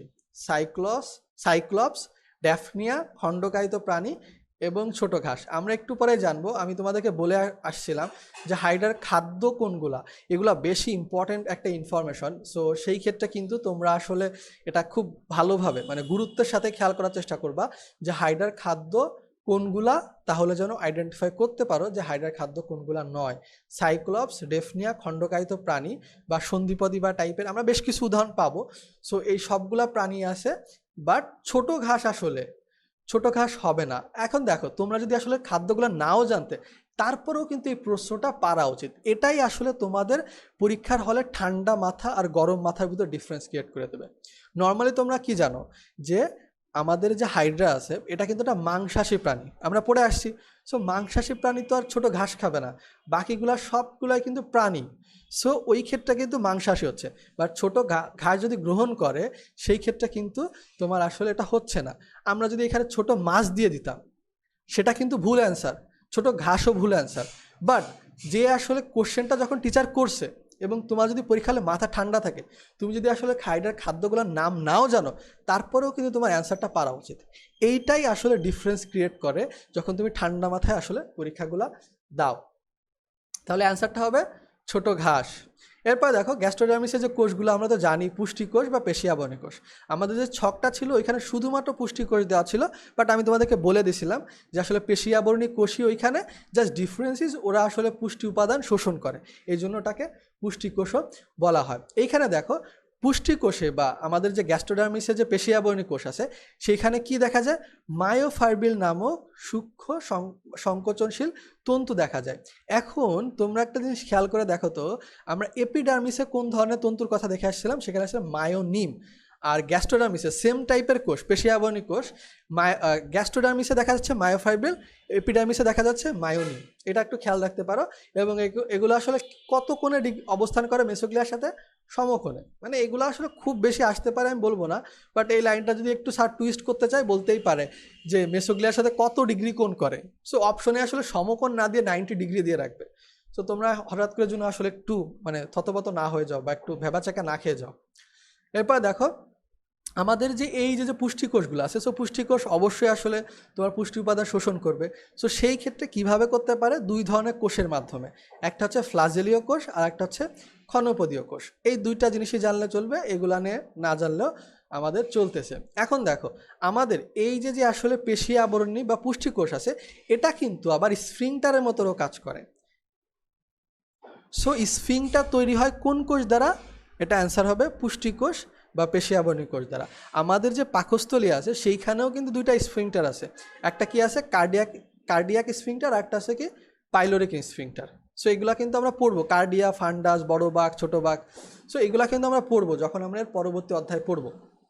সো এখানে যে স্ফিংটারটা আছে অর্থাৎ একটা প্রতিবন্ধকতার মতো কাজ করে, এটা আসলে কিন্তু কোন কোষ দ্বারা তৈরি? পুষ্টিকোষ বা পেশিয়াবরণী কোষ দ্বারা তৈরি। এরপরে আসতেছে দেখো এই যে গ্রন্থিকোষ বা গ্ল্যান্ড সেল। সো গ্রন্থিকোষের কাজ কি আমরা জানি মোটামুটি, যেটা আসলে বিভিন্ন ধরনের রসালো জাতীয় পদার্থ ক্ষরণ করবে বা তোমার হচ্ছে মিউকাস ক্ষরণ করবে, এনজাইম ক্ষরণ করবে। মিউকাস এনজাইম দুইটাকে রসালো পদার্থের আন্ডার আমরা ফেলতে পারি। সো এখানে প্রথমেই দেখো আছে মিউকাস ক্ষরণকারী। সো মিউকাস ক্ষরণকারী এগুলা কি প্রধানত কোথায় অবস্থিত? হাইপোস্টোম অঞ্চলে অবস্থিত। এটা মনে রাখতে হবে। মিউকাস ক্ষরণকারী কোষগুলো কোথায় অবস্থিত? হাইপোস্টোমে। এখন দেখো জিনিসটাকে সিম্পল করে ফেলি। মিউকাস কোন কাজে বেশি লাগে? আমাদের খাদ্য গলদকরণে, এবং খাদ্য গ্রহণের যে অংশটা সেটা কোথায় অবস্থান করে, বা মুখটা, সেটা কিন্তু অবস্থান করে আমাদের হাইপোস্টোমে। এই জন্যই মূলত কথাটা বলা যে মিউকাস ক্ষরণকারী যে সেলগুলো আছে এগুলো হাইপোস্টোম অঞ্চলে বেশি অবস্থান করে। এরপর আছে এনজাইম ক্ষরণকারী বা এনজাইম সিক্রেটিং যে সেলগুলো। সিক্রেট মানে হচ্ছে কি SECRETE। এইখানে দেখো সিক্রেট যে শব্দটা আমরা তোমাদের ইংলিশে একটু পাঠ দিয়ে রাখতেছি, সিক্রেট যে শব্দটা আমরা ব্যবহার করি ওর সাথে জাস্ট ডিফারেন্স হচ্ছে সিক্রেটের লাস্টে জাস্ট ই নামক যে লেটারটা আছে ইটা অ্যাড করে দিলে এটা জাস্ট বোঝায় যে ক্ষরণ করা বা নিঃসরণ করা। যদি চাও তোমরা মনে রাখতে পারো। এবং এনজাইমের কাজ কি তোমরা আসলে করে জানো, যেটা আসলে পরিপাকের জন্য এনজাইম ক্ষরণ করে। এটা তোমরা মানে দাগাবা কি দাগাবা না তোমাদের উপর ডিপেন্ড করতেছে। মানে অ্যাটলিস্ট আমার ধারণা যে সবারই এইটুক কমন সেন্স কাজ করবে পরীক্ষার সময় বা নর্মাল ক্ষেত্রে। এরপরে আমরা দেখো এই কথাগুলাই জাস্ট এখানে আবার রিপিট করছে, এখানে যে কথাগুলো আছে এগুলাই জাস্ট রিপিট করছে, এখান থেকে আমরা পড়বো না। আমরা যাবো ইন্টারস্টিশিয়াল কোষ অংশে। ইন্টারস্টিশিয়াল কোষের কি কাজ জানি? এগুলো আসলে তোমার যে কোষগুলো আসলে নষ্ট হয়ে গেছে সেইগুলা, বা যে কোষের একটা প্রয়োজন, এই যে এন্ডোডার্মিসের প্রয়োজনে যে কোনো কোষ গঠন করাই এর কাজ, এই কথাটাই। এবং ইন্টারস্টিশিয়াল কোষের যে বৈশিষ্ট্যগুলো আমরা এপিডার্মিসের ক্ষেত্রে দেখে আসছিলাম, গ্যাস্ট্রোডার্মিসের ক্ষেত্রেও সেম বৈশিষ্ট্যই, ত্রিকোণাকার, সুস্পষ্ট নিউক্লিয়াস, মসৃণ এন্ডোপ্লাজমিক জালিকা, মুক্ত রাইবোজোম, মাইটোকন্ড্রিয়া, সেম কথাই। সো এখান থেকে না মার্ক করি আমরা। আর সংবেদী কোষ, সংবেদী কোষের কাজ কি? ওইখানেও আমরা যে জিনিসটা পড়ে আসছিলাম এইখানেও সেম কাজ করতেছে, বাট কথাকে ডিফারেন্টভাবে একটু রিপ্রেজেন্ট করা। ডিফারেন্টভাবে কি? এটা মূলত আসলে কি করে যে পানির সাথে সিলেন্টনে প্রবেশিত যে খাদ্যগুলো আছে বা অন্যান্য যে পদার্থ আছে এগুলো গুণাগুণ যাচাই করে। গুণাগুণ যাচাই করে স্নায়ু কোষে প্রেরণ করে, যেন স্নায়ু কোষ আসলে বলতে পারে যাচ্ছে এই খাবারটা আসলে গ্রহণ করা উচিত, এই খাবারটা এইভাবে শোষণ করা উচিত বা এইভাবে করা উচিত না। এই জাস্ট মানে স্নায়ু কোষ প্রতিক্রিয়া ব্যক্ত করতে পারে। এই হলো কথা। এরপরে দেখো আমরা এখানে আসলে আমাদের জন্য একটা প্রশ্ন, আমাদের একটা আসলে এখানে একটা ইনফরমেশন দেওয়া আছে, প্রশ্ন না সরি, আমাদের জন্য একটা ইনফরমেশন দেওয়া আছে, সেইটা একটু দেখবো আমরা। সরি, এই যে দেখো আমাদের এইখানে ইনফরমেশনটা হচ্ছে যে গ্লাইডিং চলনের বেশ কয়েকটা নাম আছে। আমরা নর্মালি জানি গ্লাইডিং চলের আরেকটা নাম কি? অ্যামিবার মতো চলে বলে এটাকে অ্যামিবার্ড চলনও বলা হয়, বাট এর আরেকটা নাম হচ্ছে শামুকের ন্যায় চলন। সো তোমরা আসলে লিখে রাখতে পারো, এর আমরা যখন আসলে চলন অংশটা পড়বো বা সেই জায়গাটাও লিখে রাখতে পারো, বা এইখানেও আশেপাশে কোথাও লিখে রাখতে পারো। মেন কথা তোমাদের বইটাকে রেডি করতে হবে। বইয়ের যেখানেই লেখা থাকুক না কেন সেটাই তোমাদের কাজে লাগবে, বাট খাতায় যেখানেই লেখো না কেন সেটাই তোমাদের কাজে লাগবে না। নর্মালি তোমরা আসলে পড়তে ভুলে যাবা। ওকে, তাহলে কি মনে করে দেখো আরেকবার গ্লাইডিং চলনের নাম কি? অল্টারনেটিভ নাম একটা হচ্ছে অ্যামিবার্ড চলন আর একটা হচ্ছে শামুকের মতো চলন। এবার আসি স্নায়ু কোষ।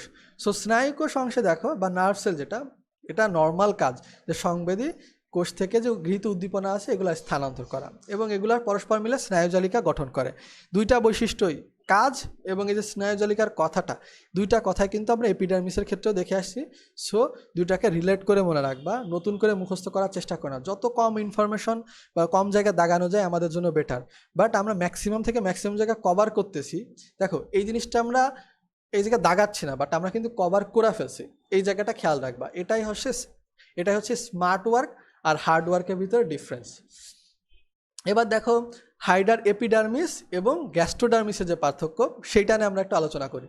এই ছকে আসলে যে কথাগুলো আমাদের জন্য বলা আছে ম্যাক্সিমাম কথাবার্তা আসলে আমরা জানি, বা আমরা এর আগে যে ইনফরমেশনগুলো আমরা অলরেডি পেয়ে গেছি বা আমরা যে ইনফরমেশনগুলো মার্ক করে ফেলছি তার অন্তর্ভুক্ত হয়ে যায়। যে কথাগুলো নেই আমরা সেই কথাগুলাই মেনলি মার্ক করার চেষ্টা করব। বাট তোমরা যদি একবারে দাগ দিতে চাও তাহলে এরকমভাবে দাগ দিয়ে রাখতে পারো যে ওকে আমাদের ছকগুলো পড়তে হবে। ম্যাক্সিমাম ছকই আসলে বলতে পারো 99% ক্ষেত্রে আমাদের বইতে যতগুলো ছক আছে সেগুলো আসলে গুরুত্বপূর্ণ। এখন দেখো এপিডার্মিস যে অংশটা আছে, এপিডার্মিস আমরা জানি কি জিনিস, গ্যাস্ট্রোডার্মিসও কি জিনিস সেটাও জানি। সো এপিডার্মিস এক্টোডার্ম থেকে, গ্যাস্ট্রোডার্মিস এন্ডোডার্ম থেকে, এটাও জানি। পুষ্টিকোষ যেটা, সো এটা দেখা যায় যে এপিডার্মিসের ক্ষেত্রে কিন্তু দেখা যায় না। আমরা ওই যে এপিডার্মিসের ক্ষেত্রে শুধু দেখে আসছিলাম পেশি আবরণী কোষ, বাট গ্যাস্ট্রোডার্মিসের ওই পেশি আবরণী কোষগুলাকে আমরা কি বলে আসছিলাম? পুষ্টি কোষ বা পেশি আবরণী কোষ। এখন ওইখানে যে পুষ্টি যে কোষগুলা ছিল, মানে পুষ্টি কোষ যেগুলা, সেগুলা কিন্তু দুই ধরনের ছিল, একটা হচ্ছে ক্ষণপথযুক্ত আর একটা হচ্ছে কি ফ্লাজেলাযুক্ত। সেই ক্ষেত্রে কিন্তু এই জিনিসটা আসলে আমাদের জন্য মুখস্থ করার প্রয়োজন পড়তেছে না। তারপর দেখো এপিডার্মিস আমাদের বাইরের দিকে যেহেতু আবরণ, সো সেই ক্ষেত্রে আসলে কিউটিকল দেখা যাবে, এই যে কিউটিকল দেখা যাবে, অর্থাৎ পেশিয়াবরণী কোষের নিঃসৃত রসে সৃষ্টি হয়, এটাও ইম্পর্টেন্ট। সো কিউটিকল কোথায় দেখা যায়? এপিডার্মিসে। এবং এটা কোন কোষ থেকে নিঃসৃত, মানে কিভাবে তৈরি হয়, সেটা হচ্ছে পেশিয়াবরণী কোষের নিঃসৃত রসের মাধ্যমে। গ্যাস্ট্রোডার্মিসের ক্ষেত্রে কিউটিকল কি হয়? অনুপস্থিত থাকে, অর্থাৎ এটা নেই, কেননা ভেতরের দিকে, কিউটিকল অলওয়েজ বাইরে থাকে। আমরা আসলে যখন ঘাস ফড়িং নিয়ে পড়বো সেই ক্ষেত্রেও এই জিনিসটা দেখতে পারবো, বা আমাদের ইন্টারমিডিয়েট লাইফের বায়োলজির নর্মাল নলেজ থেকে আমরা এটা বুঝতে পারি। নিডোসাইট এপিডার্মিসে ছিল, মনে করে দেখো 7 ধরনের কোষ ছিল এপিডার্মিসে, বাট গ্যাস্ট্রোডার্মিসে 5 ধরনের ছিল, তার মধ্যে একটা ছিল কিন্তু এইটা। তারপর দেখো জননাঙ্গও কিন্তু, জননাঙ্গ বা জনন কোষ যেটা ছিল সেটাও কিন্তু এপিডার্মিসে, গ্যাস্ট্রোডার্মিসে ছিল না। এই দুইটা কোষই কিন্তু মিসিং ছিল। সো নর্মাল কথাবার্তা। কার্যকারিতা, এটা কি করছে? দেহকে বাইরে থেকে, আঘাত থেকে রক্ষা করা এবং পরিবেশে উদ্দীপনা গ্রহণ করা। আর গ্যাস্ট্রোডার্মিস কি? মূলত পুষ্টির কাজে। গ্যাস্ট্রো শব্দটা দ্বারাই কিন্তু আমরা পুষ্টি বা শোষণ, খাদ্য গ্রহণ এইগুলোর সাথে, বা খাদ্যর যে পরিপাক এইগুলোর সাথে বেশি রিলেট করি। সো সেই ক্ষেত্রে তোমাদের আশা করি খুব একটা জটিল হবে না, বাট তারপরেও নর্মাল সেন্সে তোমরা একটা দাগায় ফেলতে পারো যে আসলে এপিডার্মিস বাইরে, সো বাইরের আঘাত থেকে রক্ষা করবে এবং পরিবেশ থেকে উদ্দীপনা গ্রহণ করবে। বাট এটা আমাদের জন্য খুব জটিল বা খুব আসলে কঠিন কোনো ইনফরমেশন না। এরপরে আসতেছে মেসোগ্লিয়া। সো মেসোগ্লিয়া কি ছিল? একটা সংযোগ স্তরের মতো ছিল আসলে একটোডাম এবং এন্ডোডাম, বা যেটাকে আমরা বলছি এপিডার্মিস এবং গ্যাস্ট্রোডার্মিসের মাঝামাঝি জায়গা। এবং এর যে আসলে মানে এই যে স্তরটা, এটা কি কোন ধরনের থাকে? স্থিতিস্থাপক। এটা তোমরা একটু দাগাবা। এর পাশাপাশি দেখো স্বচ্ছ এবং জেলির মতো। জেলির মতো এটা আমরা আগেই দেখে আসছি, বাট এখানে মেনলি খেয়াল রাখতে হবে এটা স্বচ্ছ, কিন্তু এটা অস্বচ্ছ নয়। এই জায়গাটা তোমরা মিস্টেক করে ফেলতে পারো। স্থিতিস্থাপকটা মনে রাখা খুব একটা টাফ হবে না। এরপরে আমাদের এটা মনে রাখতে হবে যে মেসোগ্লিয়া কত মাইক্রোমিটার পুরু? 0.1 মাইক্রোমিটার পুরু। এবং এইখানে দুইটা জিনিসের দিকে খেয়াল রাখবা, এখানে 0.1 না দিয়ে কখনো অপশনে 0.01 দিয়ে দিতে পারে, 1 দিতে পারে, 0.001 দিয়ে দিতে পারে, আবার মাইক্রোমিটার না দিয়ে মিলিমিটার দিয়ে দিতে পারে, তারপরে তোমার হচ্ছে কি ন্যানোমিটার দিয়ে দিতে পারে। এই জায়গাগুলো খুব গুরুত্বের সাথে খেয়াল রাখবা। মেসোগ্লিয়ার কাজ কি? মেসোগ্লিয়া কি করতেছে? একটা নমনীয় কঙ্কাল হিসেবে কাজ করতেছে। এবং এর আগেই তোমাদেরকে আমি একটা প্রশ্ন দিয়ে আসছিলাম যে মানে দুইটা কোষ স্তরের ভিত্তিরূপে কে কাজ করে? এটা হচ্ছে মেসোগ্লিয়া। এটা কিন্তু পূর্ববর্তী সালে এসে যাওয়া প্রশ্ন। তারপরে দেখো এই যে তোমরা যদি একটু উপর দিকে যাও একটা চিত্র দেখতে পারবা, সেইখানে আসলে আমরা দেখতে পাচ্ছিলাম যে দুইটা স্তর আমাদের যে বাইরের, অর্থাৎ এপিডার্মিস এবং যে গ্যাস্ট্রোডার্মিস আছে, সো এই দুইটা স্তরের মাঝখানে কিন্তু একটা সংযোগ স্থল হিসাবে কাজ করতেছিল। এই যে দেখো মেসোগ্লিয়া। এবং দেখো তো একটু খেয়াল করে যে সংবেদী কোষেরও এই যে আসলে যে সূত্রগুলো আছে, এই সূত্রগুলো এখানে এসে মিলিত হচ্ছে। আবার এই স্নায়ু কোষের যে সূত্রগুলো আছে, অর্থাৎ এই সব সূত্র, তারপরে তোমার হচ্ছে কি এই স্নায়ু কোষের যত সব সূত্র আছে, এই সব কোন স্তরে? এই মেসোগ্লিয়া স্তরে। সো সেই কথাটাকেই যদি তোমরা একটু খেয়াল করো, এখানে দেখতে পারবা যে ওই কথাটাই জাস্ট হচ্ছে এরা রিপিট করছে, যে স্নায়ুকোষ এবং সংবেদী কোষ তন্তুসমূহ এই পেশিয়াবয়ন কোষের সংকোচন মায়োফাইব্রিল সমূহ ধারণ করে। সো মায়োফাইব্রিল এবং যে সংবেদীয় স্নায়ু কোষের যে কোষতন্তু আছে সেগুলো ধারণ করে কে? মেসোগ্লিয়া। এটা মনে রাখতে পারো। মেসোগ্লিয়া অবস্থিত পেশিয়াবনী কোষের সংকোচনশীল মায়োফাইব্রিলের সংকোচনের দেহ বা কোষিকা খাটো হয়, ফলে দেহ বাঁকানো সম্ভব হয়। তাহলে দেহ বাঁকানোর ক্ষেত্রে আমাদের এত লাইন মুখস্থ করার দরকার না, এত জটিলভাবে মুখস্থ করতে গেলে পারবো না। আমরা এটুকু মনে রাখবো যে দেহ বাঁকানোর ক্ষেত্রেও কিন্তু মেসোগ্লিয়ার ভূমিকা আছে। আমাদের কাজ এখানে শেষ। এরপরে আসলো সিলেন্ট্রন। সো সিলেন্ট্রন কি জিনিস আমরা জানি, এটা আসলে গ্যাস্ট্রোডার্মিসে একটা ফাঁকা গহ্বর, অ্যাটলিস্ট এটুক তো বুঝি আমরা। এর আরেকটা নাম ছিল গ্যাস্ট্রোভাস্কুলার গহ্বর বা পরিপাক সংবহন গহ্বর। এই তিনটা নামই আমরা পূর্বে দেখে আসছি। সো এইখান থেকে মার্ক করব না, একই জিনিস দুই জায়গা আমরা মার্ক করব না, বাট এটাকে আরও দুইটা নাম আছে। টোটাল দেখো 5টা নাম। তাহলে তোমরা চাইলে এখানে লিখেও রাখতে পারো যে সিলেন্ট্রন অথবা গ্যাস্ট্রোভাস্কুলার গহ্বর অথবা পরিপাক সংবহন গহ্বর অথবা তোমার হচ্ছে কি ব্লাইড গাট অথবা ব্লাইড স্যাক। দেখো স্যাক বলতে কিন্তু আসলে থলিকেই বোঝায়, এবং যেহেতু এটা আসলে একটা গহ্বরের মতো, সো এই জন্য আশা করি এইটাও একটু মনে রাখতে হেল্প করবে তোমাদের। আর গাট বলতেও কিন্তু আসলে একটা থলিকে বোঝায়। তোমরা যখন আসলে মেডিকেল লাইফে যাবা, তোমরা তখন দেখবা যে আমাদের যে ক্ষুদ্রান্ত এবং বৃহদান্ত, এটাকে ইংরেজিতে বলে লার্জ ইন্টেস্টাইন এবং স্মল ইন্টেস্টাইন। বাট ইন্টেস্টাইন বা এই যে একটা অন্ত্র যেটা আছে, এটা কিন্তু গাটও বলা হয়, অর্থাৎ স্মল গাট, লার্জ গাট এটাও বলা হয়। সো গাট বলতেও কিন্তু এই ধরনের আসলে মানে থলি বা এইগুলাকেই বোঝায়। সো আশা করি এইটাও তোমাদের মনে রাখতে খুব বেশি প্রবলেম হবে না। এবার দেখো সিলোম এবং সিলেন্টনের মধ্যে পার্থক্য, সিলোম এবং সিলেন্টনের মধ্যে পার্থক্য কি কি দেখো, সিলোম এবং সিলেন্টনের মধ্যে নামের মধ্যে একটা মিল আছে, এই জন্যই কিন্তু পার্থক্যটা আলোচনা করতেছে। যদি এদের ভিতরে কোনো সম্পর্কই কিছুটা আছে, কোনো সম্পর্ক নেই বললে একটু ভুল হবে, কিছুটা আছে। মেনলি হচ্ছে কি তোমার আসলে আমাদের সিলোমটা প্রথম অধ্যায় ভালোভাবে পড়ে আসছি, এই অধ্যায়ে আসলে সিলোম নিয়ে কোনো আলোচনা করা হয়নি। সিলোম আমরা জানি যে মেসোডার্মাল একটা পেরিটোনিয়াম আবৃত একটা ফাঁকা গহ্বর, বাট সিলেন্টনটা কি, এটা আসলে মনে করতে পারো যে সিলেন্টন আসলে খাদ্য পরিপাক শোষণের জন্য একটা গহ্বর, যেটা দেখা যায় স্পেসিফিকলি হাইড্রা প্রাণীতে। সো এই ডিফারেন্সটা এখানে তো নর্মালি আছে যে পেরিটোনিয়াম নামক আবৃত, আমরা সিলোমটা জানি, সিলেন্টনও জানি, এই দুটা ডেফিনেশন জানি, এটা মুখস্থ করব না। এরপরে দেখো বাইরের এবং ভেতরের দিকে মেসোডার্মাল পেরিটোনিয়াম দিয়ে আবৃত থাকে, আর এটা চতুর্দিকে কি আছে, গ্যাস্ট্রোডার্মিস দিয়ে আবৃত থাকে। গ্যাস্ট্রোডার্মিস বলতে কি, মানে গ্যাস্ট্রোডার্মের যে কোষগুলা বোঝানো হচ্ছে বা কোষের যে লেয়ারটা আছে ওইটাকে মেইনলি বোঝানো হচ্ছে। সো এইটা তোমরা দাগাইতে পারো যে মেসোডার্মাল পেরিটোনিয়াম দ্বারা আবৃত থাকে এটা, আর এটা চতুর্দিকে কি থাকে, গ্যাস্ট্রোডার্মিস দ্বারা আবৃত থাকে। তারপর দেখো এটা কি, সিলোমিক তরল দ্বারা, আর এটা কি করে, সরি একটু বাইরের থেকে সাউন্ড এসে গেছে। সো সিলোমের ক্ষেত্রে আসলে এটা সিলোমিক তরল থাকে, আর এটার ক্ষেত্রে যেহেতু আসলে আমরা বলতেছি খাদ্য পরিপাক শোষণ বা বর্জ্য নিষ্কাশন বা এইগুলাই, মানে আমাদের টোটাল যে পাকস্থলী যেমন কাজ করে এদের ক্ষেত্রেও সেম কাজটাই করে। সো এই ক্ষেত্রে কিন্তু আসলে এই যে পানি, খাদ্য, বর্জ্য পদার্থ দ্বারা পূর্ণ থাকে। এরপর দেখো সিলোম এটা কি করে, কি কি অঙ্গ ধারণ করে, হৃৎপিণ্ড, ফুসফুস, যকৃৎ, হৃৎপিণ্ড, যকৃৎ এবং ফুসফুস ধারণ করে, আর এটা কোনো অঙ্গ অবস্থান করে না। আমাদের আসলে যে হাইড্রা যে সিলেন্টন আছে এর মধ্যে আসলে কোনো এক্সট্রা অঙ্গই নেই, জাস্ট একটা ফাঁকা গহ্বর বা টিউবের মতো। সো এটা দেখো এটা শুধু দেহ গহ্বরে কাজ করে, আর এটা কি করে, দেহ গহ্বর তো আছেই, এবং এই দেহ গহ্বর আর পরিপাকের ভিতরে কোনো ডিফারেন্সই নাই, যেহেতু অনুন্নত প্রাণী এদের মধ্যে কোনো ডিফারেন্স নেই। আমাদের দেহ গহ্বরের ভিতরে কি হৃৎপিণ্ড আছে, ফুসফুস আছে, পাকস্থলী আছে, ফাঁকা জায়গা আছে, অনেক কিছুই আছে। তারপরে তোমার স্প্লিন আছে, আমরা অনেক কিছু দেখতে পারবো, বাট এইখানে শুধুমাত্র একটাই গহ্বর, এবং এটাকেই আমরা দেহ গহ্বর বলে থাকি হাইড্রার ক্ষেত্রে, এবং পরিপাক সংবহনের গহ্বরও বলে থাকি। সো এই জিনিসটা মনে রাখতে পারো তোমরা। এরপরে আসি আমরা যে হাইড্রার যে খাদ্য গ্রহণ এবং পরিপাক প্রক্রিয়া, এইটার ক্ষেত্রে আমাদের আসলে এখানে খুব বেশি জিনিসপত্র মার্ক করা লাগবে না। আমি তোমাদেরকে পূর্বেই বলে আসছি যে আসলে হাইড্রার কি কি খাবার আছে এটা জানা প্রয়োজন পড়ে, বাট হাইড্রা মাংসাশী প্রাণী, খুব ইম্পর্টেন্ট ইনফরমেশন, আমরা পড়ে আসছি, এখান থেকে পড়বো না। এখন দেখো হাইড্রার যে খাদ্য তালিকা আছে তার মধ্যে কি কি আছে, পতঙ্গের লার্ভা, সাইক্লপস, ড্যাফনিয়া, এই দুইটা কিন্তু তোমরা ওই যে আমরা একটা প্রশ্ন আলোচনা করে আসছিলাম একটু আগে, সেই প্রশ্নে কিন্তু তোমরা এই প্রশ্নটা মানে এই অপশনগুলো পেয়েছিলে। সাইক্লপস, ড্যাফনিয়া নামক এই যে ক্রাস্টাসিয়ান সন্ধিপদী প্রাণী। ড্যাফনিয়া মূলত একটা ক্রাস্টাসীয় সন্ধিপদী প্রাণী। এরপরে আছে কি ছোট ছোট কৃমি, ছোট ছোট কৃমি। তারপর হচ্ছে খণ্ডকায়িত প্রাণী বা অ্যানিলিডস। অপশন এটা কিন্তু মনে রাখতে হবে, এই সন্ধিপতি বললে কিন্তু আমরা আর্থ্রোপোড মনে রাখতে পারি, বাট খণ্ডকায়িত বললে কিন্তু আমরা অ্যানিলিডকে মনে করি না। সো এটা খেয়াল রাখবা। এবং মাছের ডিম। প্রধান খাদ্য কি কি, মানে প্রধান খাদ্য কোনটা, সেটা হচ্ছে ক্ষুদ্র ক্রাস্টাসীয় সন্ধিপতি প্রাণী বা এই যে আর্থ্রোপোডস। সো এটা খেয়াল রাখবা তোমরা, অবশ্যই এটা একদম মুখস্থ করে ফেলবা, মানে এখানে কোনো ধরনের ছাড় নেই।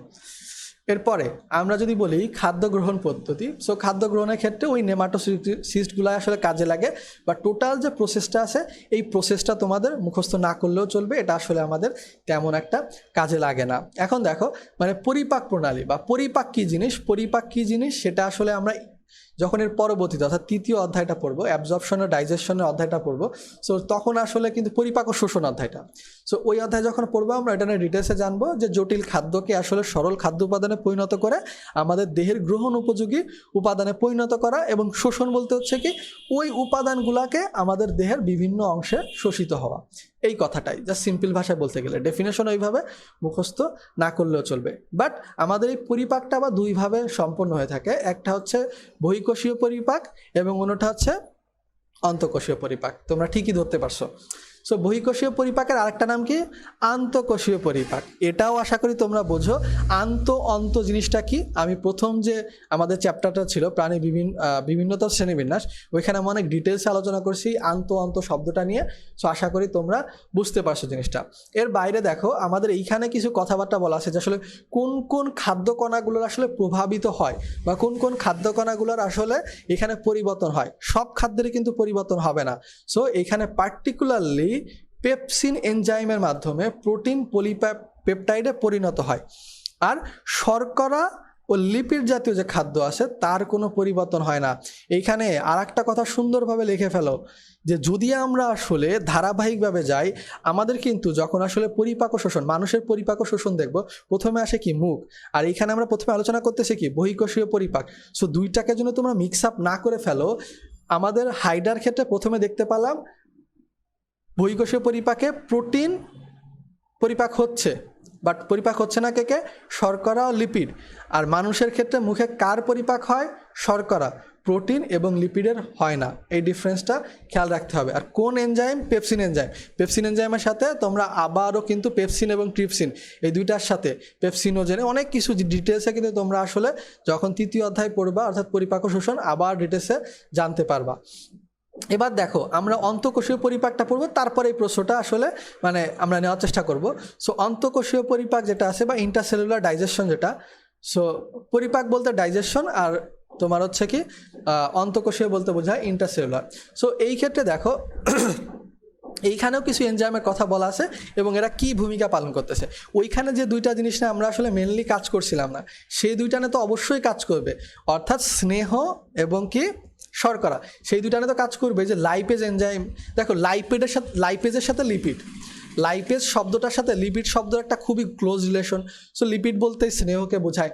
সো সেই ক্ষেত্রে এই লাইপেজ স্নেহজাতীয় খাদ্যকে কি করে? ফ্যাটি অ্যাসিড এবং গ্লিসারলে পরিণত করে। মানুষের ক্ষেত্রে আর এদের ক্ষেত্রে তেমন কোনো ডিফারেন্স দেখতেছি না আমরা, সেমই। সো অ্যামাইলেজ কি করে? শর্করাকে গ্লুকোজে পরিণত করে। তোমরা জানো শর্করাকে আমরা আসলে আমরা বেশ কিছু শর্করার সাথে পরিচিত হবো, যেটাকে আসলে আমরা দুইটা ভাগে ভাগ করতে পারবো, অ্যামাইলেজ এবং অ্যামাইলোপেকটিন। এটা কিন্তু তোমরা আসলে যখন কোষ রসায়ন অধ্যায় পড়বা অর্থাৎ জীববিজ্ঞান প্রথম পত্র তৃতীয় অধ্যায়, তখন আসলে জানতে পারবা। সো অ্যামাইলোজ হচ্ছে মূলত শর্করাকে রিপ্রেজেন্ট করে, অ্যামাইলেজ হচ্ছে শর্করার যে আসলে পরিপাকের জন্য দায়ী যে এনজাইমটা আছে সেটাকে রিপ্রেজেন্ট করে। খেয়াল রাখবা যখনই এনজাইমের কথা বলা হয় লাস্টে এজ থাকে, ওজ থাকে না। সো এই জিনিসটা, এই ডিফারেন্সটা খেয়াল রাখতে হবে। শুধুমাত্র এই দুইটা না, আসলে অন্তঃকোষীয় পরিপাকের ক্ষেত্রে কিন্তু আমিষেরও আবার পরিপাক হয়। সো আমিষের পরিপাক দুই জায়গাতেই হচ্ছে, বহিঃকোষীয় পরিপাকে হচ্ছে, অন্তঃকোষীয় পরিপাকে হচ্ছে। এই কথাটা খেয়াল রাখবা। এবং ভেরি ভেরি ইম্পর্টেন্ট, যেটা আসলে হাইড্রা আমিষ স্নেহ কিছু শর্করাজাতীয় খাদ্য পরিপাক করতে পারলো, স্বেচ্ছার জাতীয় খাদ্য অর্থাৎ যে জটিল শর্করাগুলো আছে সেইগুলা কিন্তু আসলে এরা পরিপাক করতে পারে না। এটা খুবই ইম্পর্টেন্ট ইনফরমেশন, খুব বেশি ফ্রিকুয়েন্টলি আসলে বিভিন্ন ধরনের পরীক্ষায় আসে। বারবার এগুলোর প্র্যাকটিস করবা। এরপরে আসো আমরা একটু হাইড্রার চলন নিয়ে মেনলি আলোচনা করব। হাইড্রার চলন অংশে মেনলি আমাদের খেয়াল রাখতে হবে যে আমাদের যে এইখানে যে চলনের যে প্রকারভেদগুলো আছে, অর্থাৎ চলনের নামগুলা মনে রাখতে হবে ভালোভাবে, যেন পরীক্ষায় যদি আসে এবং বলা হইলো যে কোনটি হাইড্রার চলন নয়, তোমাদেরকে এইটুকু আইডেন্টিফাই করতে পারতে হবে যে হাইড্রার চলন অংশে কোনগুলা পড়ে গেছো এবং কোনগুলা পড়োনি। এইখানে কিন্তু অনেক সময় আসলে কথাটাকে হালকা একটু টুইস্টেড করে দিবে, যে ক্ষেত্রে তোমরা জন্য না পারতে পারো। সো সেই ক্ষেত্রে তোমরা অবশ্যই ক্লিয়ার একটা কনসেপ্ট হিসাবে বা মুখস্থ করবা, যতগুলা চলনের প্রকারভেদ আছে সবগুলো মুখস্থ করবা। এর পাশাপাশি কোন চলন কোন কাজে ব্যবহার করা হয় এবং কোন চলনের অল্টারনেটিভ নামগুলা কি, এইটা হচ্ছে এখানে তিনটা জিনিস হচ্ছে মেনলি ইম্পর্টেন্ট।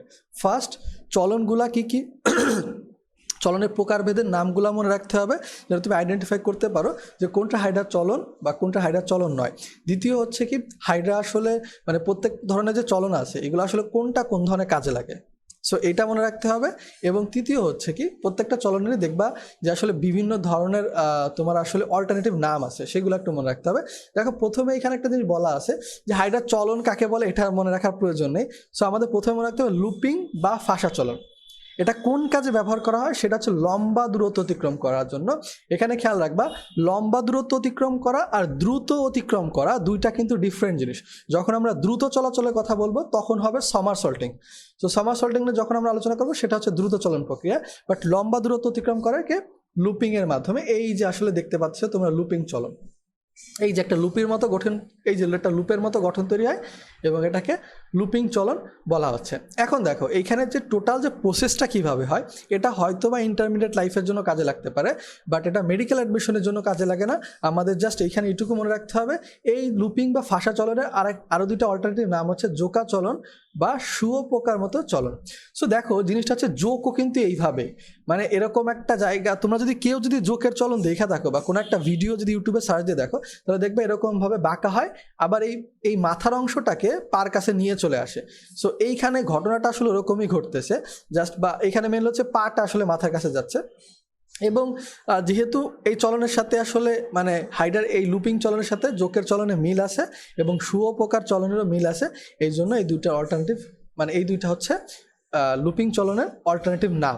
এরপর দেখা যায় সামারসল্টিং। সামারসল্টিংটা আসলে এটা বেশ গুরুত্বপূর্ণ, এর কারণ হচ্ছে এটাই হচ্ছে হাইডার সাধারণ চলাচল। অর্থাৎ তোমাকে যদি আমি বলি যে তুমি মনে করো আসলে তোমার পা নেই, তুমি যদি আসলে মানে একটু প্যাথেটিক হবে, মানে তুমি কখনো হয়তো বা দেখবা রাস্তায় যারা তোমরা আসলে ফার্ম গেট বা বিভিন্ন এরিয়ায় দেখতে পারবা যে আসলে যারা চলাচল করতে পারে না, সো গোড়োই মানে তোমরা আসলে ডিগবাজি খেয়ে খেয়ে যাচ্ছে, মানে যারা আসলে ভিক্ষা করে। সো সেই ক্ষেত্রে ঘটনাটা অনেকটা এরকম হচ্ছে যে ওইটা কিন্তু ওই ব্যক্তির সাধারণ চলন প্রক্রিয়া না, বাট ওইভাবে ওই লোকটা চলতে পারতেছে। সো সাধারণ চলন আর অন্যান্য চলনের ভিতরে এই ডিফারেন্সটা হচ্ছে এটা সাধারণত কোন চলন পদ্ধতি ব্যবহার করে, সেটা হচ্ছে সামারসল্টিং। আমাদের ক্ষেত্রে যদি বলি আমরা হেঁটে চলাচল করি, এটা হচ্ছে আমাদের সাধারণ চলাচল। সো এটা হচ্ছে কি হাইডার সাধারণ চলাচল প্রক্রিয়া এবং দ্রুত চলন প্রক্রিয়া। এটা হাইডার সাধারণ ও দ্রুত চলন প্রক্রিয়া, এটা খেয়াল রাখতে হবে। এবং যদি লম্বা দূরত্ব বলা হয় সেটা হচ্ছে লুপিং বা ফাঁসা চলন বা শুয়োপোকার মতো চলন বা জোকের মতো চলন। চারটা অল্টারনেটিভ কিন্তু ওইখানে আছে। এরপরে দেখো এই জায়গায় যে আসলে ডিটেলসে যে কথাগুলো বলা আছে এইগুলা আসলে আমরা পড়বো না। আমরা এরপর দেখো গ্লাইডিং চলন বা অ্যামিবয়েড চলন। একটু মনে করে দেখো, আমি এটা সম্পর্কে একটা এক্সট্রা ইনফরমেশন তোমাদেরকে পূর্বে বলে আসছিলাম যে গ্লাইডিং বা অ্যামিবয়েড চলনের আর একটা নাম আছে যেটা হচ্ছে শামুকের মতো চলন। সো এখানে তোমরা চাইলে পাশে লিখে রাখতে পারো। এখানে দেখো এর সাহায্যে, এই চলনের সাহায্যে কি দেহটি অত্যন্ত ধীর গতিতে মসৃণ তলে খুব সামান্য দূরত্ব অতিক্রম করে। ধীর গতিতে এবং সামান্য দূরত্ব দুইটাই কিন্তু একই জায়গা। ধীর গতি এবং সামান্য দূরত্ব দুইটার ক্ষেত্রে হচ্ছে গ্লাইডিং চলন বা অ্যামিবয়েড চলন। বাট যদি আমি বলি দ্রুত গতি হবে সামারসল্টিং, আর যদি লম্বা দূরত্বের কথা বলি সেটা হবে লুপিং। এই জিনিসটা, এই ডিফারেন্সটা তোমাদের খেয়াল রাখতে হবে। তারপরে দেখো ভাষা বা ফ্লোটিং।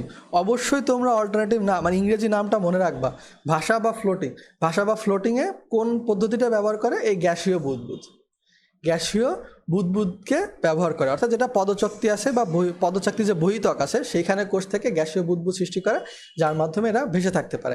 তারপরে দেখো আছে সাঁতার বা সুইমিং। আমরা যেরকম মানুষরাও সুইমিং করে থাকি, এরাও আসলে করে থাকে।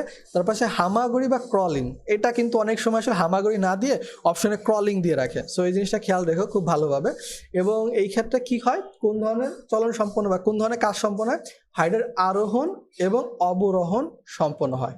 এর পরবর্তীতে দেখো আরও দুইটা আছে, একটা হচ্ছে হাঁটা চলন বা ওয়াকিং। এটা দেখে যদি তোমরা ভাইবো না যে ওয়াকিং তো মানুষের কাজ, সো এটা মেবি হাইডার হবে না, বাট না, এটাও কিন্তু এর একটা চলন এবং দেহের সংকোচন প্রসারণকেও এর একটা চলন হিসেবে বলা যায়। বাট ডিটেলসে এরকমভাবে খুব একটা দরকার নেই। এখানে একটা জিনিস মনে রাখতে পারো, হাঁটা বলতে কি উল্টোভাবে ধীর গতিতে চলতে পারে।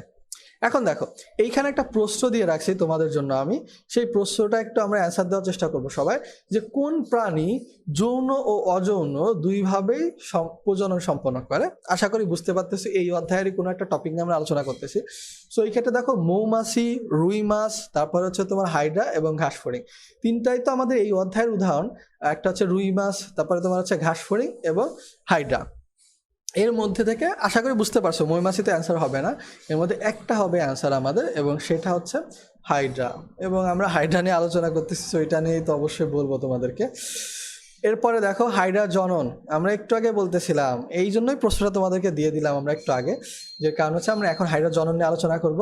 এবং হাইড্রা কোন ধরনের জনন দেখা যায়, এই যে মানে কোন ধরনের জনন দেখা যায়, অযৌন এবং যৌন। এই প্রশ্নটা এখানে আসলে ছিল যে কোন প্রাণী যৌন এবং অযৌন দুইভাবে প্রজনন করে থাকে। শুধুমাত্র যে হাইড্রা করে এমন না, বাট হচ্ছে কি অন্যান্য প্রাণীও আছে, বাট অপশনগুলোর মধ্যে বা এই অধ্যায়ের কথা যদি বলা হয় তাহলে হাইড্রা হবে অ্যান্সার। এবার দেখো অযৌন জনন, যেটা অযৌন জনন কি, যেখানেই আসলে মেল গ্যামেট বা ফিমেল গ্যামেট ব্যবহার করা হয় না, বা যে ওই মেল গ্যামেট বা ফিমেল গ্যামেট ছাড়া যে প্রজনন হয় সেটাকে আমরা অযৌন জনন বলি। সো এটা তোমরা জানো, তারপরে যদি জানতে চাও, আরও যদি জানতে চাও তাহলে তোমরা এটা মার্ক করতে পারো, বাট এটা খুব বেশি আমার মনে হয় না যে মুখস্থ করার প্রয়োজনীয়তা আছে তোমাদের। এখন দেখো হাইড্রা দুইভাবে অযৌন জনন সম্পন্ন হয়, একটা হচ্ছে মুকুলোদ্গম এবং অন্যটা হচ্ছে বিভাজন। এর মধ্যে মুকুলোদ্গমটাই আসলে হচ্ছে স্বাভাবিক প্রক্রিয়া, মুকুলোদ্গমটাই যে অযৌন জননের স্বাভাবিক প্রক্রিয়া। কেননা বিভাজন জিনিসটা অনেকটা মানে তোমার হচ্ছে অস্বাভাবিক মৃত্যুর মতো মনে হবে, আমরা এটা নিয়ে আলোচনা করব, ওটা সচরাচর আসলে দেখা যায় না। এখন মুকুলোদ্গম আসলে কখন দেখা যায় বা আসলে কিভাবে প্রসেসটা ঘটে, এটা আসলে আমরা কখন দেখা যায় এটা তো জানবো, বাট হচ্ছে কি যে আসলে প্রসেসটা কি এটা আমাদের জানার প্রয়োজন নেই। আমরা কখন হয়, গ্রীষ্মকালে হয়, যদিও এই ইনফরমেশন আমরা পূর্বে পড়ে আসছি, এইখান থেকে না পড়লেও চলবে, যে কোনো একটা জায়গার থেকে এই ইনফরমেশনটা মার্ক করবা তোমরা। এখন আমাদের যে প্রসেসটা আছে, প্রসেসটা তোমরা ইগনোর করবে। এরপর দেখো আছে বিভাজন বা ফিশন। এই যে একটা স্বাভাবিক প্রজনন প্রক্রিয়া নয়, এটা হচ্ছে কি অযৌন জননের স্বাভাবিক প্রজনন প্রক্রিয়া নয়, এটা কি দৈবাত। ওই যে আমি যেটা বললাম তোমাদেরকে একটু আগে, যেটা সাধারণত হয়ে থাকে না। দৈবাত বলতে হচ্ছে কি অ্যাক্সিডেন্টলি কখনো কখনো ঘটে থাকে, এবং এটাকে আসলে কি বলা হয়, পুনরুৎপত্তি বলে, এটাকে পুনরুৎপত্তি বলে। এবং ওই যে আমরা আব্রাহাম ট্রেমলে নামক একজন বিজ্ঞানীর কথা বলছিলাম, যিনি আসলে এই যে দেখো হাইড্রার পুনরুৎপত্তির ক্ষমতা নিয়ে আসলে আলোচনা করছেন। এই ইনফরমেশনটা আমরা পূর্বে পড়ে আসছি, হাইড্রার একদম শুরুতেই পড়ে আসছি। সো এখান থেকে আমরা পড়বো না, এবং এই জন্যই আমি যে বললাম না একটা অস্বাভাবিক মৃত্যুর মতো হাইড্রা বিভাজনটা, সো এই জন্যই যে হাইড্রার আসলে কোনো স্বাভাবিক মৃত্যু নেই। এবার দেখো বিভাজন, এই যে হাইড্রার যে বিভাজনটা, এটা দুইভাবে হইতে পারে। একটা দেহকে তুমি দুইটা ভাবে আসলে কাটতে পারতেছো, কিভাবে, অনুদৈর্ঘ্যভাবে আর একটা হচ্ছে অনুপ্রস্থভাবে। সেই কথাটাই জাস্ট এখানে বলা হয়েছে যে বিভাজন দুইভাবে হইতে পারে, একটা হচ্ছে অনুদৈর্ঘ্য বিভাজন আর একটা হচ্ছে অনুপ্রস্থ বিভাজন। সো অনুদৈর্ঘ্য বিভাজন বুঝে গেছো, অনুপ্রস্থ কি সেটাও জানো, নিচে ডিটেলসে পড়ার দরকার নেই। এরপরে আসি আমরা যৌন জনন। যৌন জনন বা সেক্সুয়াল রিপ্রোডাকশন যেটা আছে, সো সেই ক্ষেত্রে তোমরা জানো যে দুইটা, একটা হচ্ছে মেল গ্যামিট বা যেটাকে আমরা শুক্রাণু বলি, আর একটা ফিমেল গ্যামিট যেটা হচ্ছে ডিম্বাণু বলতেছি। এই দুইটার মধ্যে যে মিলন হয়, তার মাধ্যমে যে জাইগার সৃষ্টি হয়, সেটাকে আমরা যৌন জনন বলি। এটা শুধুমাত্র হাইড্রার ক্ষেত্রে প্রযোজ্য না, মানুষের ক্ষেত্রে প্রযোজ্য। এখন দেখো আমাদের হাইড্রা যে যৌন জনন আছে, এটাকে মূলত আমরা তিনটা শিরোনামে ভাগ করছি, বাট নর্মালি কখনো প্রশ্ন আসার কথা না যে হাইড্রার যে যৌন জনন আছে এটাকে কয়টা শিরোনামভুক্ত করা যায়, এটা কখনো এরকম প্রশ্ন আসার কথা না। বাট হেডিংগুলার আন্ডারে যে কথাগুলো আছে, এরকম বেশ কিছু কথা আসলে আমাদের কাজে লাগবে। একটা দেখো, প্রথম কথা যে অধিকাংশ হাইড্রা এক লিঙ্গ। আমরা যদিও যে আমরা যে ছবিটা দেখে আসছি এই অধ্যায়ের শুরুর দিকে, সো ওইখানে কিন্তু একটা হাইড্রাতে আসলে আমাদের মানে হাইড্রার দেহের ঊর্ধ্বাংশে আসলে আমরা দেখছিলাম তোমার আসলে পুং তোমার হচ্ছে পুং জননাঙ্গ, এবং অর্ধাংশে নিম্নাংশে যেটা নিম্ন অর্ধাংশ, এখানে আমরা দেখে আসছিলাম স্ত্রী জননাঙ্গ। যদিও আমরা একই হাইড্রাতে দেখছিলাম, বাট এটা আসলে সচরাচর হয় না। অধিকাংশ দেখা যায় কি হয় পুং জননাঙ্গ আছে, নয় স্ত্রী জননাঙ্গ আছে। আর যদি কখনো আসলে উভলিঙ্গ হয়েও থাকে, তাহলে কিন্তু এদের স্বপ্রজনন হয় না। অর্থাৎ একটা হাইড্রারই মনে করো আসলে মানে তোমার শুক্রাণু বা পুং জননাঙ্গ থেকে শুক্রাণু গিয়ে স্ত্রী জননাঙ্গ ডিম্বাণুর সাথে মিলিত হয় না নর্মালি। সো এই জিনিসটা আমাদের খেয়াল রাখতে হবে যে কিছু সংখ্যক উভলিঙ্গ আছে, উভলিঙ্গ হলেও এদের আসলে স্বনিষেক ঘটে না। এই জিনিসটা খুবই গুরুত্বের সাথে মনে রাখবা।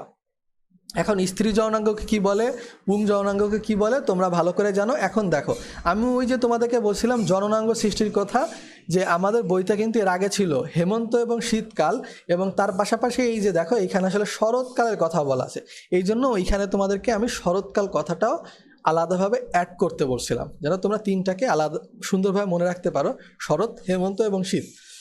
এরপরে আসি আমরা শুক্রাশয়ের উৎপত্তি। শুক্রাশয়ের উৎপত্তির ক্ষেত্রে অবশ্যই আমি তোমাদেরকে বারবার বলে আসছি যে আমাদের যে জননাঙ্গ বা তোমার হচ্ছে কোষ তৈরি বা যে কোনো একটা জায়গা যদি ধ্বংসপ্রাপ্ত হয়, ক্ষয়ক্ষতি হয়, সব কিছুর ক্ষেত্রে আসলে কোন কোষ ভূমিকা পালন করে, সেটা হচ্ছে ইন্টারস্টিশিয়াল কোষ। এবং ভেরি ইম্পর্টেন্টলি এই ইন্টারস্টিশিয়াল কোষটা অবশ্যই এপিডার্মিসে, কেননা গ্যাস্ট্রোডার্মিসে কিন্তু তোমার আসলে শুক্রাশয় বা জননাঙ্গ কিন্তু থাকে না। সো এপিডার্মিসের এই যে দেখো এপিডার্মাল ইন্টারস্টিশিয়াল কোষের দ্রুত বিভাজনের ফলে শুক্রাশয় সৃষ্টি হয়ে থাকে। এবং এর শীর্ষে দেখা যায় এই যে অংশটা আছে এটাকে মূলত নিপেল বলা হচ্ছে, নিপল, যেটা মানুষের ক্ষেত্রেও আসলে প্রযোজ্য। একটি বোটা বা নিপেল দেখা যায়। পরিণত শুক্রাশয়ের অভ্যন্তরে শুক্রাণু থাকে, আমাদের জন্য ইম্পর্টেন্ট না, বাট শুক্রাণু সৃষ্টির যে প্রক্রিয়াটা সেটাকে কি বলা হচ্ছে স্পারমাটোজেনেসিস বা শুক্রাণু জনন। শুক্রাণুর সৃষ্টি, সে কি বলতেছি, শুক্রাণু জনন বা স্পারমাটোজেনেসিস। জিনিসটা সিম্পল, বাট এইটা খেয়াল রাখতে হবে যে শুক্রাশয়ের অভ্যন্তরে যে ইন্টারস্টিশিয়াল কোষ যেটা বারবার বিভাজিত হয়ে মাইটোসিস প্রক্রিয়া, অবশ্যই মাইটোসিস প্রক্রিয়ায় বিভাজিত হয়ে, মাইটোসিস কথাটা ভালোভাবে মার্ক করে রাখো, বিভাজিত হয়ে কি হয়, স্পারমাটোগোনিয়া সৃষ্টি করে। শুক্রাণু সৃষ্টির প্রক্রিয়াটা কি, প্রক্রিয়াটার নাম হচ্ছে স্পারমাটোজেনেসিস বা শুক্রাণু জনন। এবং শুক্রাশয়ের অভ্যন্তরে যে ইন্টারস্টিশিয়াল কোষ থেকে যে তোমার আসলে মাইটোসিস প্রক্রিয়া বিভক্ত হচ্ছে, এইটাকে বলা হচ্ছে স্পারমাটোগোনিয়া। মানে মাইটোসিস প্রক্রিয়া যেগুলো বিভক্ত হয়ে যেগুলো সৃষ্টি করে, ওই প্রত্যেকটা এলিমেন্টকে আসলে আমরা স্পারমাটোগোনিয়া বলা হচ্ছে। পরে এগুলা কি হয়ে যায়, বৃদ্ধি লাভ করে স্পারমাটোসাইটে। সাইট বলতে কি বোঝায়, কোষ। সো স্পার্মের সাইট বা কোষে তৈরি হয়, মানে কোষে পরিণত হয়। এবং এই স্পারমাটোসাইট আসলে মিওসিস বিভাজনের মাধ্যমে, তাহলে দেখো ইন্টারস্টিশিয়াল কোষের হয়েছিল মাইটোসিস বিভাজন, যার ফলে তৈরি হয়েছিল স্পারমাটোগোনিয়া।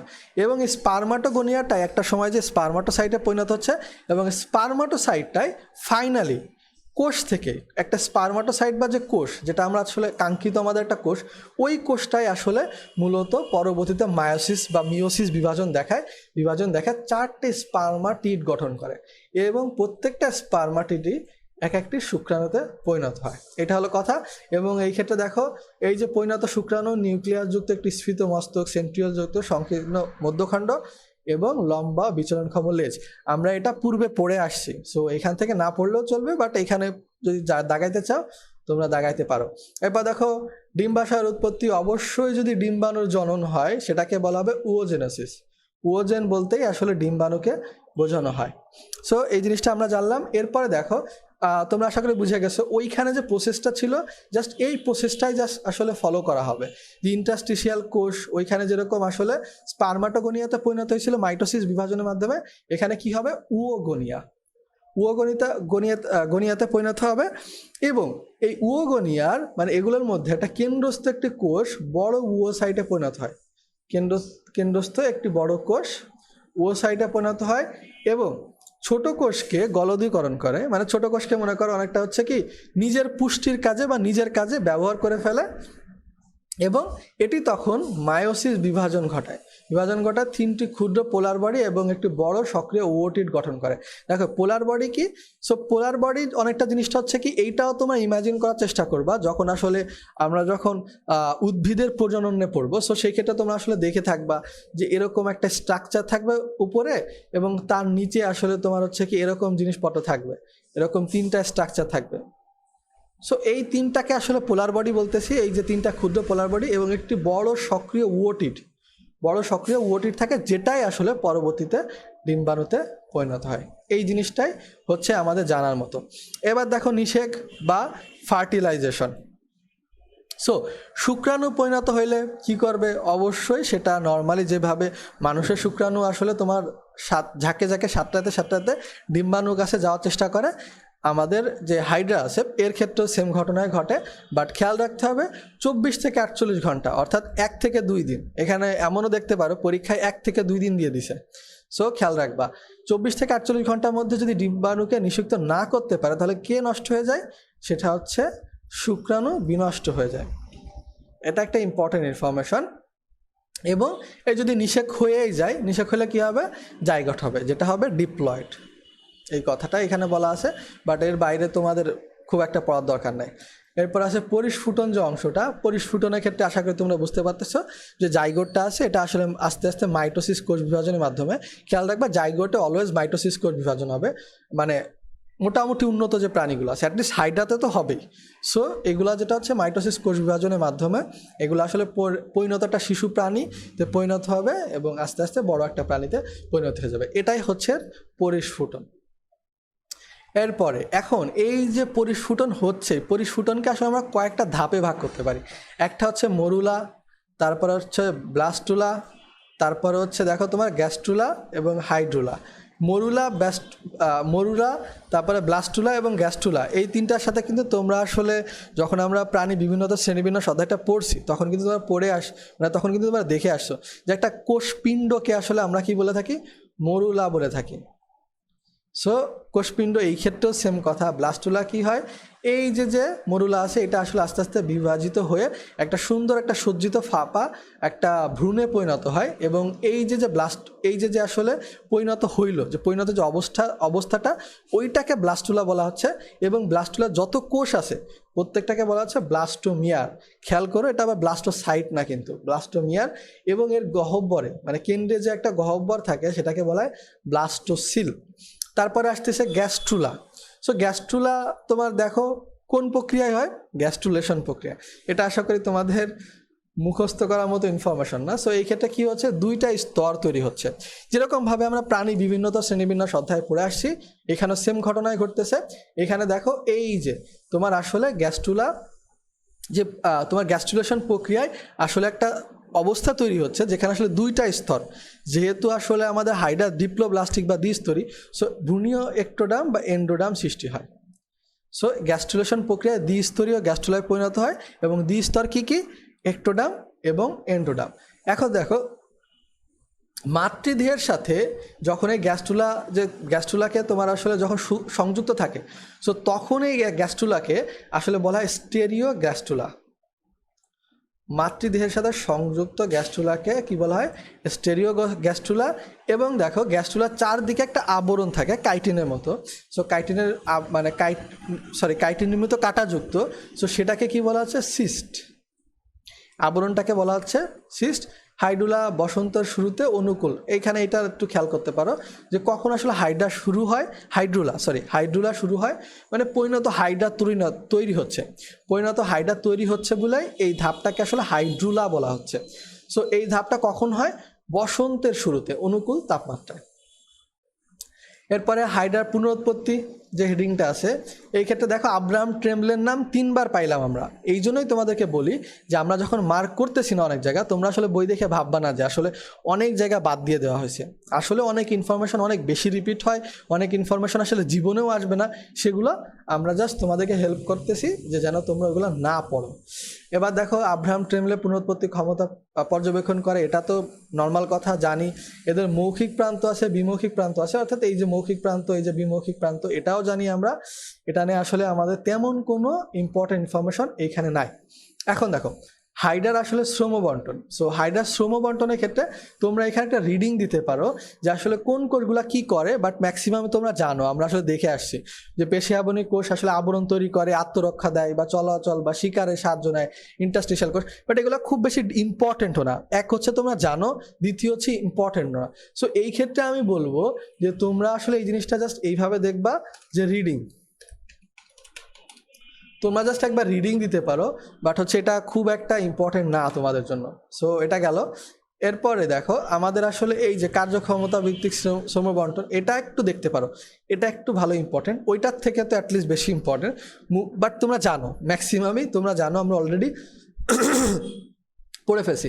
এবার দেখো আর একটা সুন্দর একটা জায়গা আছে এখানে, বেশ ইম্পর্টেন্ট জায়গা, সেটা হচ্ছে হাইড্রা যে মিথজীবিতা দেখা যায় বা সিম্বায়োসিস বা মিথজীবিতা, এটার সম্পর্কে আসলে তোমরা আবারও যখন তোমরা জীববিজ্ঞান ফার্স্ট পেপার পড়বা, সো এখানে দেখবা শৈবাল ও ছত্রাকের যে অধ্যায় আছে ওইখানে লাইকেন নিয়ে পড়বা, তখন আবার এই জিনিসটা নিয়ে ডিটেলসে জানতে পারবা। সো মিথজীবিতা কী জিনিস? দুইজন ব্যক্তি, মানে মনে করো আমিও তোমার উপর ডিপেন্ডেন্ট, তুমিও আমার উপর ডিপেন্ডেন্ট। সো আমরা দুইজনে আবার হচ্ছে কি একে অন্যের দ্বারা উপকৃত হচ্ছে, তোমারও ক্ষতি করতেছি না, তুমিও আমারও ক্ষতি করতেছো না, অনেকটা এরকমভাবে যে একে অন্যের উপকার করে। সো সেই জিনিসটাকে আসলে মিথজীবিতা বলা হয়। তোমরা চাইলে ডেফিনেশনটা মাথায় রাখতে পারো, বাট মুখস্থ করার প্রয়োজন নেই। এখন দেখো কোন কোন প্রাণীতে আসলে আমরা এখানে হাইড্রার অংশে স্পেসিফিকলি কি মিথজীবিতা নিয়ে আলোচনা করব। এটা হচ্ছে কি হাইড্রা ভিরিডিসেমা বা হাইড্রা, যেটা আসলে তোমার যে ক্লোরোহাইড্রা ভিরিডিসেমা যেটা আছে, এইটা নামক যে একটা সবুজ হাইড্রা, আমরা মনে করে দেখো ক্লোরোহাইড্রা ভিরিডিসেমাকে কিন্তু সবুজ রঙের হয়ে থাকে, এবং এটা মনেও করছিলাম ক্লোরো শব্দটা দ্বারা অলওয়েজ সবুজকেই নর্মালি রিপ্রেজেন্ট করা হয়। এবং জুও ক্লোরেলা নামক এক ধরনের শৈবাল আছে, এদের মধ্যে আসলে এই মিথজীবিতাটা মেনলি দেখা যায়। কেননা এই জুও ক্লোরেলা কোথায় অবস্থান করে? হাইড্রার গ্যাস্ট্রোডার্মিসে। এটা একটু মনে রাখতে পারো যে জুও ক্লোরেলা মূলত হাইড্রার গ্যাস্ট্রোডার্মিসে অবস্থান করে। এখন আমরা এই জিনিসটা খেয়াল করতে হবে যে আসলে বললাম তো দুইজনে উপকৃত হয়। সো কে কোন ধরনের উপকৃত হচ্ছে বা কে বেশি আসলে উপকৃত হচ্ছে, সো আমরা শৈবালে প্রাপ্ত উপকার কী এবং হাইড্রার প্রাপ্ত উপকার কী জানার চেষ্টা করব, এবং দেখবা একে অন্যের সাথে রিলেটেডই, দুইটা জিনিস আলাদাভাবে মুখস্থ করা লাগতেছে না। এখানে দেখো যে তোমার আসলে শৈবালরা কী করতেছে, শৈবালকে আসলে তোমার হাইড্রা আশ্রয় দিচ্ছে, যেহেতু তার গ্যাস্ট্রোডার্মিস অবস্থান করতেছে হাইড্রার। সো সেইখানটা কি শৈবালের প্রাপ্ত উপকার কি, সে আশ্রয় পাচ্ছে। এরপরে দেখো তোমার শৈবালে যেটা আছে, শৈবালের কি দরকার? যদি তোমার সে যদি আসলে সালোক সংশ্লেষণ করতে চায়, তাহলে তার দরকার কি কার্বন ডাইঅক্সাইড। আর কার্বন ডাইঅক্সাইড কে ছাড়বে?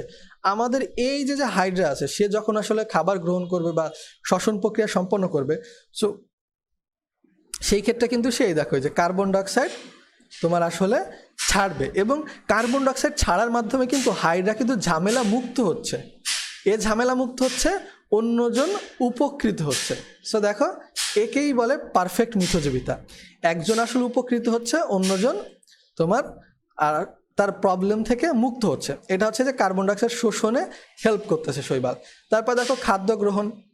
হাইড্রা যে আসলে তোমার আসলে বর্জ্য নিষ্কাশন করে বা নাইট্রোজেন ঘটিত যে আসলে বর্জ্য পদার্থ দেহ থেকে ত্যাগ করে, এই যে শৈবাল পদার্থ আসলে দেহ থেকে ত্যাগ করে, সেটাকে আসলে আবার কি করে, শৈবাল কাজে লাগিয়ে আসলে আমিষ তৈরির কাজে ব্যবহার করে, আমিষ তৈরির কাজে ব্যবহার করে। সো এর বর্জ্য ওর জন্য দেখো হাইড্রার বর্জ্য কি কি, কার্বন ডাইঅক্সাইডের বর্জ্য, তারপরে অন্যান্য নাইট্রোজেন ঘটিত পদার্থ হাইড্রার জন্য বর্জ্য। এই দুইটা বর্জ্যকে এ আসলে সালোক সংশ্লেষণ এবং খাদ্য উৎপাদনে ব্যবহার করতেছে। তাহলে দেখো একদম সিমেট্রিক্যাল সম্পর্ক।